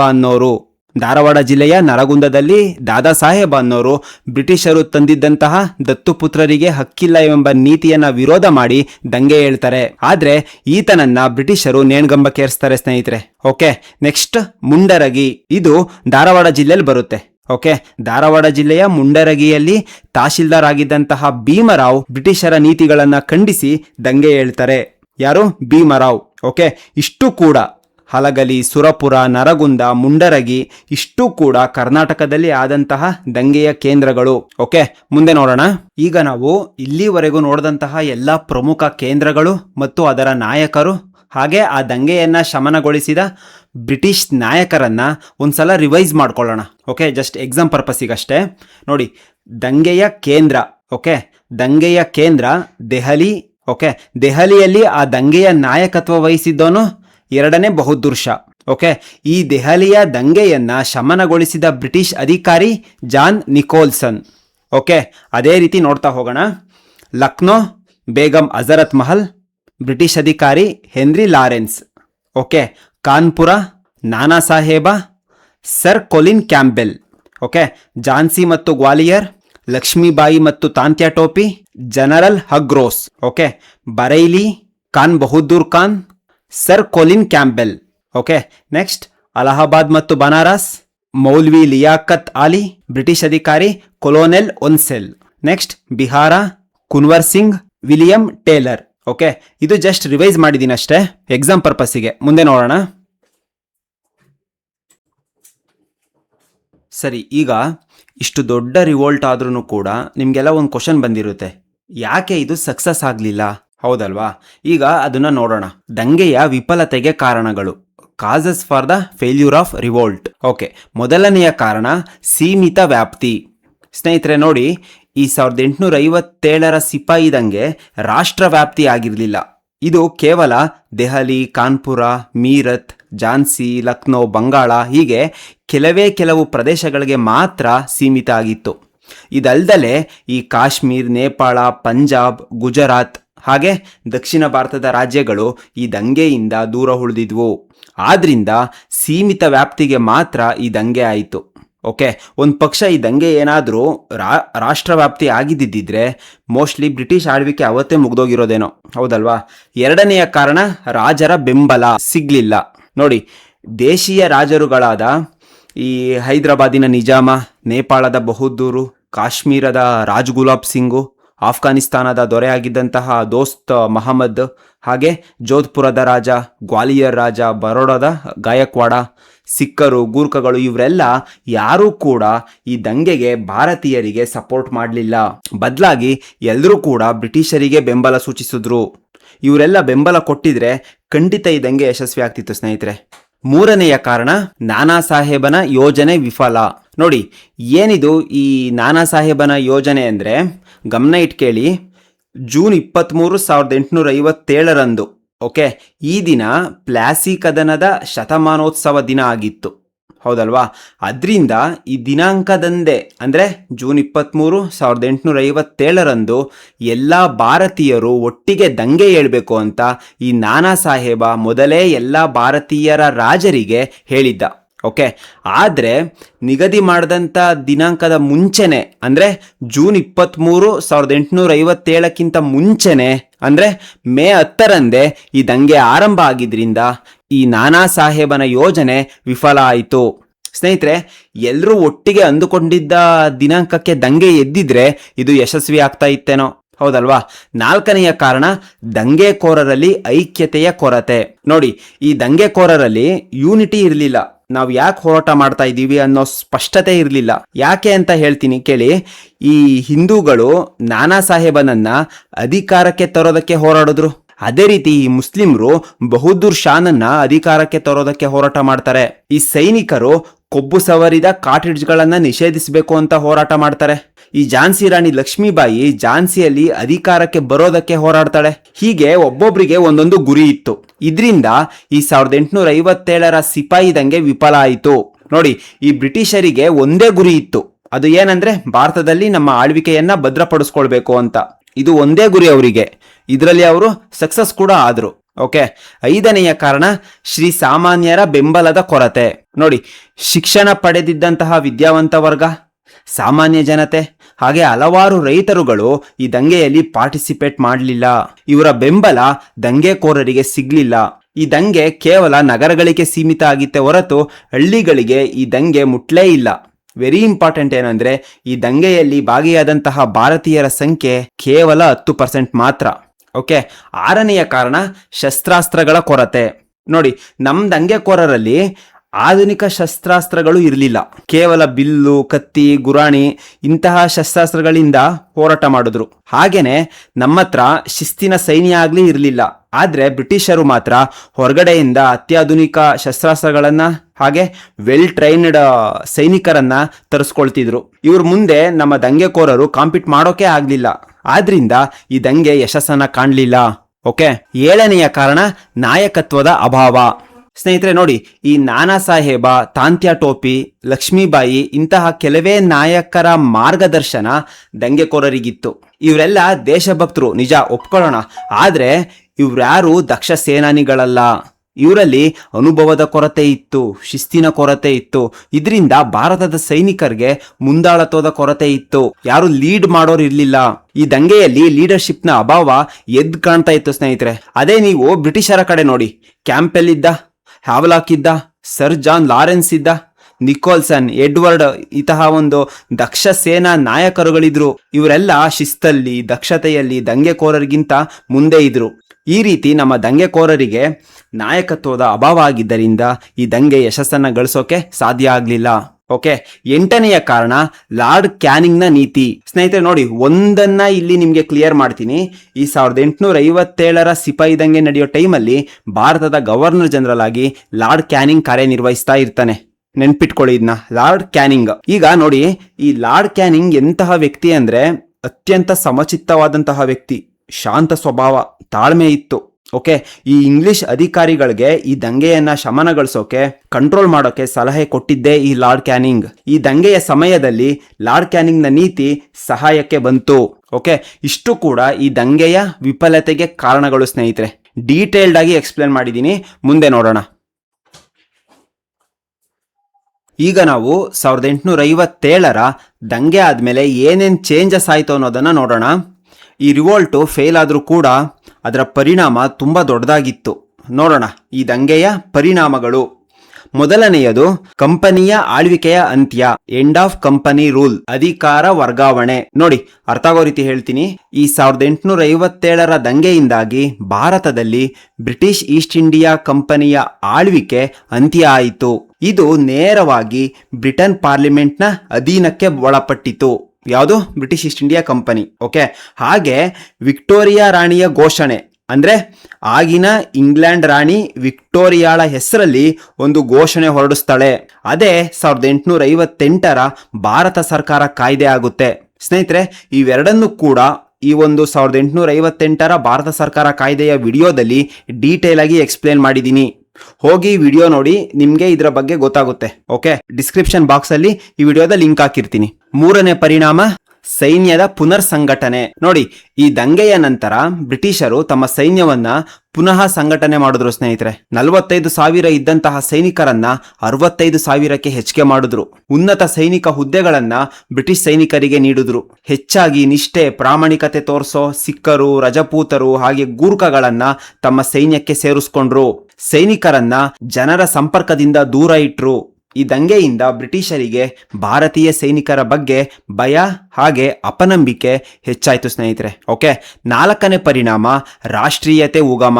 ವೆರಿ ಇಂಪಾರ್ಟೆಂಟ್ ಇದು. ನೋಡಿ, ಈ ಸಿಪಾಯಿ ದಂಗೆಯಿಂದ ಸಾವು, ನೋವು, ರಕ್ತಪಾತ, ದೌರ್ಜನ್ಯಗಳಾದವು. ಈ ಬ್ರಿಟಿಷರ ವರ್ಣಭೇದ ನೀತಿ ಮತ್ತು ಹಿಂಸೆಗಳಿಂದ ಭಾರತೀಯರಲ್ಲಿ ರಾಷ್ಟ್ರಾಭಿಮಾನ ಹೆಚ್ಚಾಗಿ ಬ್ರಿಟಿಷರ ಬಗ್ಗೆ ಶತ್ರುತ್ವ ಭಾವನೆಗಳನ್ನ ಮೂಡಿಸಿದ್ವು. ಯಾರಲ್ಲಿ ಅಂದ್ರೆ ಭಾರತೀಯರಲ್ಲಿ. ಓಕೆ, ಈ ದಂಗೆಯ ನಾಯಕತ್ವ ವಹಿಸಿಕೊಂಡಿದ್ದಂತಹ ನಾನಾ ಸಾಹೇಬ, ತಾಂತ್ಯಾ ಟೋಪಿ, ಝಾನ್ಸಿ ರಾಣಿ ಲಕ್ಷ್ಮೀಬಾಯಿ ಇವರ ಹೋರಾಟಗಳು, ತ್ಯಾಗ, ಬಲಿದಾನಗಳು ಯುವಕರಿಗೆ ರಾಷ್ಟ್ರೀಯತೆಯ ಸ್ಫೂರ್ತಿಯನ್ನ ಕೊಟ್ಟವು. ಇದ್ರಿಂದನೇ ಮುಂದೆ ರಾಷ್ಟ್ರೀಯ ಕಾಂಗ್ರೆಸ್ ಹುಟ್ಕೊಳ್ತು ಸ್ನೇಹಿತರೆ. ಓಕೆ, 5ನೆಯ ಪರಿಣಾಮ ಮೊಘಲ್ ಆಳ್ವಿಕೆಯ ಅಂತ್ಯ. ನೋಡಿ, ಈ ದಂಗೆಯ ನಂತರ ಮೊಘಲ್ ಮತ್ತು ಪೇಶ್ವೆ ಆಡಳಿತ ಅಂತ್ಯಗೊಳ್ತು. ಮೊಘಲ್ ಚಕ್ರವರ್ತಿ ಮತ್ತು ಪೇಶ್ವೆ ಹುದ್ದೆಗಳನ್ನ ಬ್ರಿಟಿಷರು ರದ್ದುಪಡಿಸಿದ್ರು. ಓಕೆ, 6ನೇ ಪರಿಣಾಮ ಒಡೆದು ಆಳುವ ನೀತಿ, ಡಿವೈಡ್ ಅಂಡ್ ರೂಲ್ ಪಾಲಿಸಿ. ನೋಡಿ, ಈ ದಂಗೆಯಲ್ಲಿ ಹಿಂದೂ ಮುಸ್ಲಿಮರ ನಡುವೆ ಇದ್ದಂತಹ ಒಗ್ಗಟ್ಟನ್ನ ಬಹಳ ತೀಕ್ಷ್ಣವಾಗಿ ಅಬ್ಸರ್ವ್ ಮಾಡಿದಂತಹ ಬ್ರಿಟಿಷರು ತಾವು ಅಧಿಕಾರದಲ್ಲಿ ಮುಂದುವರಿಬೇಕು ಅಂದ್ರೆ ಹಿಂದೂ ಮುಸ್ಲಿಂಗಳ ಮಧ್ಯೆ ಒಡೆದು ಆಳುವ ನೀತಿಯನ್ನ ಫಾಲೋ ಮಾಡಿದ್ರು. ಸ್ನೇಹಿತರೆ, ಇದೇ ಮುಂದೆ ಹೆಮ್ಮರವಾಗಿ ಬೆಳೆದು ಕೊನೆಗೆ ಭಾರತದ ವಿಭಜನೆ ಮೂಲಕ ಅಂತ್ಯಗೊಳ್ತು ಸ್ನೇಹಿತರೆ. ಓಕೆ, 7ನೇ ಪರಿಣಾಮ ಇತರೆ. ಅಂದ್ರೆ ನೋಡಿ, ದತ್ತು ಪುತ್ರರಿಗೆ ಹಕ್ಕಿಲ್ಲ ಎಂಬ ನೀತಿಯನ್ನ ಇಂಗ್ಲೆಂಡ್ ಸರ್ಕಾರ ವಾಪಸ್ ಪಡೀತು. ನಾವು ಅಧಿಕಾರದಲ್ಲಿ ಮುಂದುವರಿಬೇಕು ಅಂದ್ರೆ ಭಾರತೀಯರ ಬೆಂಬಲ ಸಹಕಾರ ಅಗತ್ಯ ಇದ್ದೇ ಇದೆ ಅಂತ ಬ್ರಿಟಿಷರಿಗೆ ಈ ದಂಗೆಯಿಂದ ಗೊತ್ತಾಯಿತು. 1861ರಲ್ಲಿ ಇಂಡಿಯನ್ ಕೌನ್ಸಿಲ್ ಆಕ್ಟ್ ನ ಜಾರಿ ಮಾಡಿ ಭಾರತೀಯರನ್ನ ತಮ್ಮ ಆಡಳಿತಕ್ಕೆ ಸೇರಿಸ್ಕೊಂಡ್ರು. ಇಷ್ಟು ಕೂಡ 1857ರ ಸಿಪಾಯಿ ದಂಗೆಯಿಂದ ಆದಂತಹ ಬದಲಾವಣೆಗಳು ಸ್ನೇಹಿತರೆ. ಓಕೆ, ಮುಂದೆ ನೋಡೋಣ ಸ್ನೇಹಿತರೆ. ಈಗ 1857ರ ಸಿಪಾಯಿ ದಂಗೆಯ ಮಹತ್ವವನ್ನ ತಿಳ್ಕೊಳ್ಳೋಣ. ನೋಡಿ, ಈ 1857ರ ಸಿಪಾಯಿ ದಂಗೆ ಅಂದ್ರೆ ನಮ್ಮ ಭಾರತದ ಇತಿಹಾಸದಲ್ಲೇ ಒಂದು ಅತ್ಯಂತ ಮುಖ್ಯವಾದಂತಹ ಘಟನೆ. ಯಾಕೆ ಅಂದ್ರೆ ಇದು ಬ್ರಿಟಿಷರ ಆಪೋಸಿಟ್ ಭಾರತೀಯರು ಫಾರ್ ದ ಫಸ್ಟ್ ಟೈಮ್ ಒಂದು ದೊಡ್ಡ ಮಟ್ಟದಲ್ಲಿ ಹೋರಾಟ ಮಾಡಿದಂತಹ ದಂಗೆ ಇದು, ಹೌದಲ್ವಾ? ಇದರ ಮುಂಚೆ ಈ ಬ್ರಿಟಿಷರ ಮೇಲೆ ಸಣ್ಣ ಸಣ್ಣ ವಿರೋಧಗಳು ಆಗ್ತಾ ಇದ್ವು, ಆದ್ರೆ ಈ 1857ರ ದಂಗೆಯಷ್ಟು ದೊಡ್ಡದಾಗಿರ್ಲಿಲ್ಲ. ಓಕೆ, ಹಾಗಾದ್ರೆ ಈ ದಂಗೆಯಲ್ಲಿ ಏನಾಯ್ತು ಅಂದ್ರೆ ಸಾವಿರಾರು ಜನರು ತಮ್ಮ ದೇಶಕ್ಕಾಗಿ ಧೈರ್ಯವಾಗಿ ಬ್ರಿಟಿಷರ ವಿರುದ್ಧ ಹೋರಾಟ ಮಾಡಿದ್ರು. ಜೀವ ಕೊಡೋದಕ್ಕೂ ಕೂಡ ಹಿಂಜರಿಲಿಲ್ಲ. ಹಾಗಾದ್ರೆ ಈ ದಂಗೆ ಸಕ್ಸಸ್ಫುಲ್ ಆಯ್ತಾ? ಇಲ್ಲ, ಈ ದಂಗೆ ಸಕ್ಸಸ್ ಕಾಣಲಿಲ್ಲ. ಆದ್ರೂ ಕೂಡ ಈ 1857ರ ಸಿಪಾಯಿ ದಂಗೆ ಯಾಕೆ ತುಂಬಾ ಇಂಪಾರ್ಟೆಂಟ್ ಅಂತ ಹೇಳ್ತಾರೆ ಅಂದ್ರೆ ಇದು ಜನಗಳ ಮನಸ್ಸಲ್ಲಿ ದೊಡ್ಡ ಬದಲಾವಣೆನ ತಂತು ಅಂತಾನೆ ಹೇಳ್ಬೋದು. ಏನ್ ಬದಲಾವಣೆ ಅಂದ್ರೆ ಜನಗಳ ಮನಸ್ಸಲ್ಲಿ ದೇಶ ಪ್ರೇಮ ಹೆಚ್ಚಾಯ್ತು. ಬ್ರಿಟಿಷರ ವಿರುದ್ಧ ಒಗ್ಗಟ್ಟಾಗಿ ಹೋರಾಡಬೇಕು ಅನ್ನೋ ಒಂದು ಮನೋಭಾವನೆ ಜನಗಳ ಮನಸ್ಸಲ್ಲಿ ಬಂತು. ನಾವು ಒಂದಾಗಿ ಒಗ್ಗಟ್ಟಾಗಿ ಇದ್ರೆ ಮಾತ್ರ ಈ ಬ್ರಿಟಿಷರ ವಿರುದ್ಧ ಗೆಲ್ಬೋದು ಅನ್ನೋದನ್ನ ಕಲಿತರು. ಇದರ ಪರಿಣಾಮ ಮುಂದೆ ಬಂದಂತಹ ರಾಷ್ಟ್ರೀಯ ಚಳುವಳಿಗೆ ಈ ಸಿಪಾಯಿ ದಂಗೆ ಪ್ರೇರಣೆ ಆಯ್ತು ಅಂತಾನೆ ಹೇಳ್ಬೋದು. ಇನ್ನೂ ಸಿಂಪಲ್ ಆಗಿ ಹೇಳ್ಬೇಕಂದ್ರೆ ಈ ಸಿಪಾಯಿ ದಂಗೆಯಲ್ಲಿ ಯಶಸ್ಸನ್ನ ಕಂಡಿಲ್ಲವಾದ್ರೂ ಭಾರತೀಯರಲ್ಲಿ ಸ್ವಾತಂತ್ರ್ಯದ ಆಸೆಯನ್ನ ಹುಟ್ಟಿಸ್ತು. ಎಲ್ಲ ಭಾರತೀಯರ ಮನಸ್ಸಲ್ಲೂ ಸ್ವಾತಂತ್ರ್ಯ ಎಂಬ ಬೀಜದ ಬಿತ್ತನೆ ಆಯ್ತು ಸ್ನೇಹಿತರೆ. ಇಷ್ಟು ಕೂಡ 1857ರ ಸಿಪಾಯಿ ದಂಗೆಯ ಮಹತ್ವ. ಮುಂದೆ ನೋಡೋಣ ಸ್ನೇಹಿತರೆ. ಈಗ ಈ 1857ರ ಸಿಪಾಯಿ ದಂಗೆಯಲ್ಲಿ ನಾಯಕತ್ವ ವಹಿಸಿಕೊಂಡು ಪಾರ್ಟಿಸಿಪೇಟ್ ಮಾಡಿದಂತಹ ನಾಯಕರ ಬಗ್ಗೆ ಎಕ್ಸಾಮ್ ಪಾಯಿಂಟ್ ಆಫ್ ವ್ಯೂ ಅಲ್ಲಿ ಎಷ್ಟನ್ನ ತಿಳ್ಕೋಬೇಕೋ ಅಷ್ಟನ್ನ ನೋಡ್ತಾ ಹೋಗೋಣ. Just exam point of view ಅಲ್ಲಿ ಅಷ್ಟೇ. ಮೊದಲನೇ ಪ್ರಮುಖ ನಾಯಕ ನಾನಾ ಸಾಹೇಬ. ಈತನ ಕಾಲಾವಧಿ 1824ರಿಂದ 1859ರವರೆಗೆ. ಓಕೆ, ನೋಡಿ, ಈ ನಾನಾ ಸಾಹೇಬ ಒಬ್ಬ ವೀರ ಸಿಪಾಯಿ ಆಗಿದ್ದ, ಹಾಗೆ ದೇಶಭಕ್ತ ಮತ್ತು ಸ್ವಾತಂತ್ರ್ಯ ಪ್ರೇಮಿ ಕೂಡ ಆಗಿದ್ದಂತಹ ಈ ನಾನಾ ಸಾಹೇಬ 1824ರಲ್ಲಿ ಕಾನ್ಪುರದ ಜೆಟೂರಿನಲ್ಲಿ ಜನಿಸ್ತಾನೆ. ಓಕೆ, ಈತನ ತಂದೆ ಹೆಸರು ಗೋವಿಂದ ಮಾಧವರಾವ್ ನಾರಾಯಣ ಭಟ್. ಓಕೆ, ಗೋವಿಂದ ಮಾಧವರಾವ್ ನಾರಾಯಣ ಭಟ್ ಈತನ ತಂದೆ ಹೆಸರು. ಈ ನಾನಾ ಸಾಹೇಬನ ತಾಯಿ ಹೆಸರು ಗಂಗೂಬಾಯಿ ಅಂತ, ಗಂಗೂಬಾಯಿ. ಓಕೆ, ಈ ನಾನಾ ಸಾಹೇಬನ ಬಾಲ್ಯದ ಹೆಸರು ಇಂಪಾರ್ಟೆಂಟ್. ಇದು ನಾನಾ ಸಾಹೇಬನ ಬಾಲ್ಯದ ಹೆಸರು ದೋಂಡುಂಜಿ ಪಂತ್. ಓಕೆ ಸ್ನೇಹಿತರೆ, ನೋಡಿ, ಈ ಪೇಶ್ವೆ 2ನೇ ಬಾಜಿರಾಯ ಈ ನಾನಾ ಸಾಹೇಬನನ್ನ ದತ್ತು ತಗೊಂಡಿರ್ತಾನೆ. ಓಕೆ, 1851ರಲ್ಲಿ ಈ ಪೇಶ್ವೆ 2ನೇ ಬಾಜಿರಾಯ ಸತ್ತೋದ್ಮೇಲೆ ಈ ಪೇಶ್ವೆ ಹುದ್ದೆಗೆ ದತ್ತುಪುತ್ರ ನಾನಾ ಸಾಹೇಬನನ್ನ ಬ್ರಿಟಿಷರು ಅನರ್ಹಗೊಳಿಸ್ತಾರೆ. ಇಷ್ಟು ಸಾಲಲ್ಲ ಅಂತ ಹೇಳಿ ಬ್ರಿಟಿಷರು ಈ ಪೇಶ್ವೆಗೆ ಕೊಡ್ತಾ ಇದ್ದಂತಹ 8 ಲಕ್ಷ ವಿಶ್ರಾಂತಿ ವೇತನವನ್ನ, ಅಂದ್ರೆ ರಿಟೈರ್ಡ್ ಅಮೌಂಟ್, ಪಿಂಚಣಿ ಅಂತ ಏನ್ ಹೇಳ್ತಾರೆ, ಅದನ್ನ ಬ್ರಿಟಿಷರು ಪೇಶ್ವೆಗಳಿಗೆ ವಾರ್ಷಿಕವಾಗಿ ಕೊಡ್ತಾ ಇದ್ರು. ಅದನ್ನ ಕೂಡ ಬ್ರಿಟಿಷರು ನಿಲ್ಲಿಸ್ತಾರೆ. ಇದೇ ಕಾರಣಕ್ಕೆ ನಾನಾ ಸಾಹೇಬ ಮತ್ತು ಬ್ರಿಟಿಷರ ನಡುವೆ ಸಂಘರ್ಷ ಆರಂಭ ಆಗುತ್ತೆ. ಮೇ 10, 1857ರಲ್ಲಿ ಮೀರತ್ನಲ್ಲಿ ಸೈನಿಕರು ಬ್ರಿಟಿಷರ ವಿರುದ್ಧ ದಂಗೆ ಎದ್ದಾಗ ಈ ನಾನಾ ಸಾಹೇಬ ಕಾನ್ಪುರದಲ್ಲಿ ಈ ಸಿಪಾಯಿ ದಂಗೆಯ ನಾಯಕತ್ವವನ್ನು ವಹಿಸಿಕೊಳ್ತಾನೆ. ಅದಕ್ಕಿಂತ ಮುಂಚೆ ದೇಶಾದ್ಯಂತ ಪ್ರವಾಸ ಕೈಗೊಂಡು ದೇಶೀಯ ರಾಜರಿಗೆ ಬ್ರಿಟಿಷರ ವಿರುದ್ಧ ಎಲ್ಲರೂ ಅಟ್ ಅ ಟೈಮ್ ಒಂದೇ ಸಮಯದಲ್ಲಿ ದಂಗೆ ಏಳೋಣ ಅಂತ ಸುದ್ದಿ ಮುಟ್ಟಿಸ್ತಾನೆ. ಯಾರಿಗೆ ಅಂದ್ರೆ ದೇಶೀಯ ರಾಜರಿಗೆ. ಓಕೆ ಸ್ನೇಹಿತರೆ, ಕಾನ್ಪುರದಲ್ಲಿ ಎಷ್ಟರ ಮಟ್ಟಿಗೆ ದೊಡ್ಡ ದಂಗೆ ಆಗುತ್ತೆ ಅಂದರೆ, ಈ ಕಾನ್ಪುರದ ಸೈನಿಕರು ಬ್ರಿಟಿಷರ ಶಸ್ತ್ರಾಗಾರ ಇರುತ್ತಲ್ಲ ಅದನ್ನೆಲ್ಲ ವಶಪಡಿಸ್ಕೊಂಡು ಹಾಗೇನೆ ಜೈಲಿನಲ್ಲಿ ಇದ್ದಂತಹ ಎಲ್ಲಾ ಕೈದಿಗಳನ್ನ ರಿಲೀಸ್ ಮಾಡಿಬಿಡ್ತಾರೆ. ಇನ್ನೂ ಒಂದು ಹೆಜ್ಜೆ ಮುಂದೆ ಇಟ್ಟು ಈ ಕಾನ್ಪುರದ ಸೈನಿಕರು ಕಾನ್ಪುರದ ಕೋಟೆಯಲ್ಲಿ ಇದ್ದ ಸುಮಾರು 900 ಬ್ರಿಟಿಷರನ್ನ ಬಂದೂಕಿನಿಂದ ಕೊಲ್ತಾರೆ ಸ್ನೇಹಿತರೆ. ಈ ನಾನಾ ಸಾಹೇಬನ ಜೊತೆ ಕೆಲಸ ಮಾಡ್ತಾ ಇದ್ದಂತಹ ತಾಂತ್ಯಾ ಟೋಪಿ ಅಂತ ಒಬ್ಬ ಸೇನಾನಿ, ಅವನು ಕೂಡ ಈ ದಾಳಿಗಳಲ್ಲಿ ನಾನಾ ಸಾಹೇಬನಿಗೆ ಸಹಾಯ ಮಾಡ್ತಾನೆ. ಯಾರು? ತಾಂತ್ಯಾ ಟೋಪಿ. ಆದ್ರೆ ಎಷ್ಟೇ ಗಲಾಟೆ ಆಗಿದ್ರೂ ಕೂಡ ಹ್ಯಾವ್ಲಾಕ್ ಎಂಬ ಒಬ್ಬ ಬ್ರಿಟಿಷ್ ಸೇನಾನಿ ಈ ಕಾನ್ಪುರದ ಬಂಡಾಯವನ್ನ ಶಮನಗೊಳಿಸ್ತಾನೆ. ಯಾರು? ಹ್ಯಾವ್ಲಾಕ್ ಅಂತ ಒಬ್ಬ ಬ್ರಿಟಿಷ್ ಸೇನಾನಿ. ಓಕೆ, ಆಗ ನಾನಾ ಸಾಹೇಬನು ತಪ್ಪಿಸ್ಕೊಂಡು ನೇಪಾಳದ ತರೈ ಅಂತಕ್ಕಂಥ ಒಂದು ಅರಣ್ಯ ಪ್ರದೇಶಕ್ಕೆ ಹೋಗಿ ಅಲ್ಲೇ ನಾನಾ ಸಾಹೇಬನು 1859ರಲ್ಲಿ ಮರಣ ಹೊಂದ್ತಾನೆ ಸ್ನೇಹಿತರೆ. ಓಕೆ, ಇಷ್ಟು ಕೂಡ ಈ ನಾನಾ ಸಾಹೇಬನ ಬಗ್ಗೆ ಮಾಹಿತಿಯಾಗಿತ್ತು. ಮುಂದೆ ನೋಡೋಣ. ಈ ದಂಗೆಯ ಮತ್ತೊಬ್ಬ ಪ್ರಮುಖ ನಾಯಕ ಅಂದರೆ ಅದು ತಾಂತ್ಯಾ ಟೋಪಿ. ನೋಡಿ, ಈ ತಾಂತ್ಯಾ ಟೋಪಿಯ ಕಾಲಾವಧಿ 1814ರಿಂದ 1859ರವರೆಗೆ. ಓಕೆ ಸ್ನೇಹಿತರೆ, ಈ ತಾಂತ್ಯಾ ಟೋಪಿ ಅತ್ಯಂತ ಧೈರ್ಯಶಾಲಿ ಹಾಗೆ ದೇಶಭಕ್ತ ಆಗಿದ್ದ. ಈ 1814ರಲ್ಲಿ ಜನಿಸಿದಂತಹ ಈ ತಾಂತ್ಯಾ ಟೋಪಿಯ ತಂದೆ ಪಾಂಡುರಂಗ ಭಟ್. ಓಕೆ, ಈತನ ತಂದೆ ಪಾಂಡುರಂಗ ಭಟ್ ಅವರು ಪೇಶ್ವೆ ಬಾಜಿರಾಯ ಮಾಡ್ತಾ ಇದ್ದಂತಹ ದಾನ ಧರ್ಮಗಳ ಕಚೇರಿಗೆ ಮುಖ್ಯ ಅಧಿಕಾರಿ ಆಗಿದ್ದ. ಯಾರು? ಈ ತಾಂತ್ಯಾ ಟೋಪಿಯ ತಂದೆ ಪಾಂಡುರಂಗ ಭಟ್ ಅವರು. ಈ ತಾಂತ್ಯಾ ಟೋಪಿಯ ಬಾಲ್ಯದ ಹೆಸರು ರಾಮಚಂದ್ರ ಪಾಂಡುರಂಗ ಭಟ್ ಅಂತ. ರಾಮಚಂದ್ರ ಪಾಂಡುರಂಗ ಭಟ್ ತಾಂತ್ಯಾ ಟೋಪಿಯ ಬಾಲ್ಯದ ಹೆಸರು. ಓಕೆ ಸ್ನೇಹಿತರೆ, ಈ ತಾಂತ್ಯಾ ಟೋಪಿ ನಾನಾ ಸಾಹೇಬನ ಬಳಿ ಕಚೇರಿಯಲ್ಲಿ ದಾಖಲೆ ಬರೆಯೋದು, ಲೆಕ್ಕಪತ್ರಗಳನ್ನು ನೋಡೋದು ಹಾಗೆ ಕಚೇರಿ ಕೆಲಸಗಳನ್ನು ನಿರ್ವಹಣೆ ಮಾಡೋ ಕೆಲಸನ ಈ ತಾಂತ್ಯಾ ಟೋಪಿ ಮಾಡ್ತಾ ಇದ್ದ.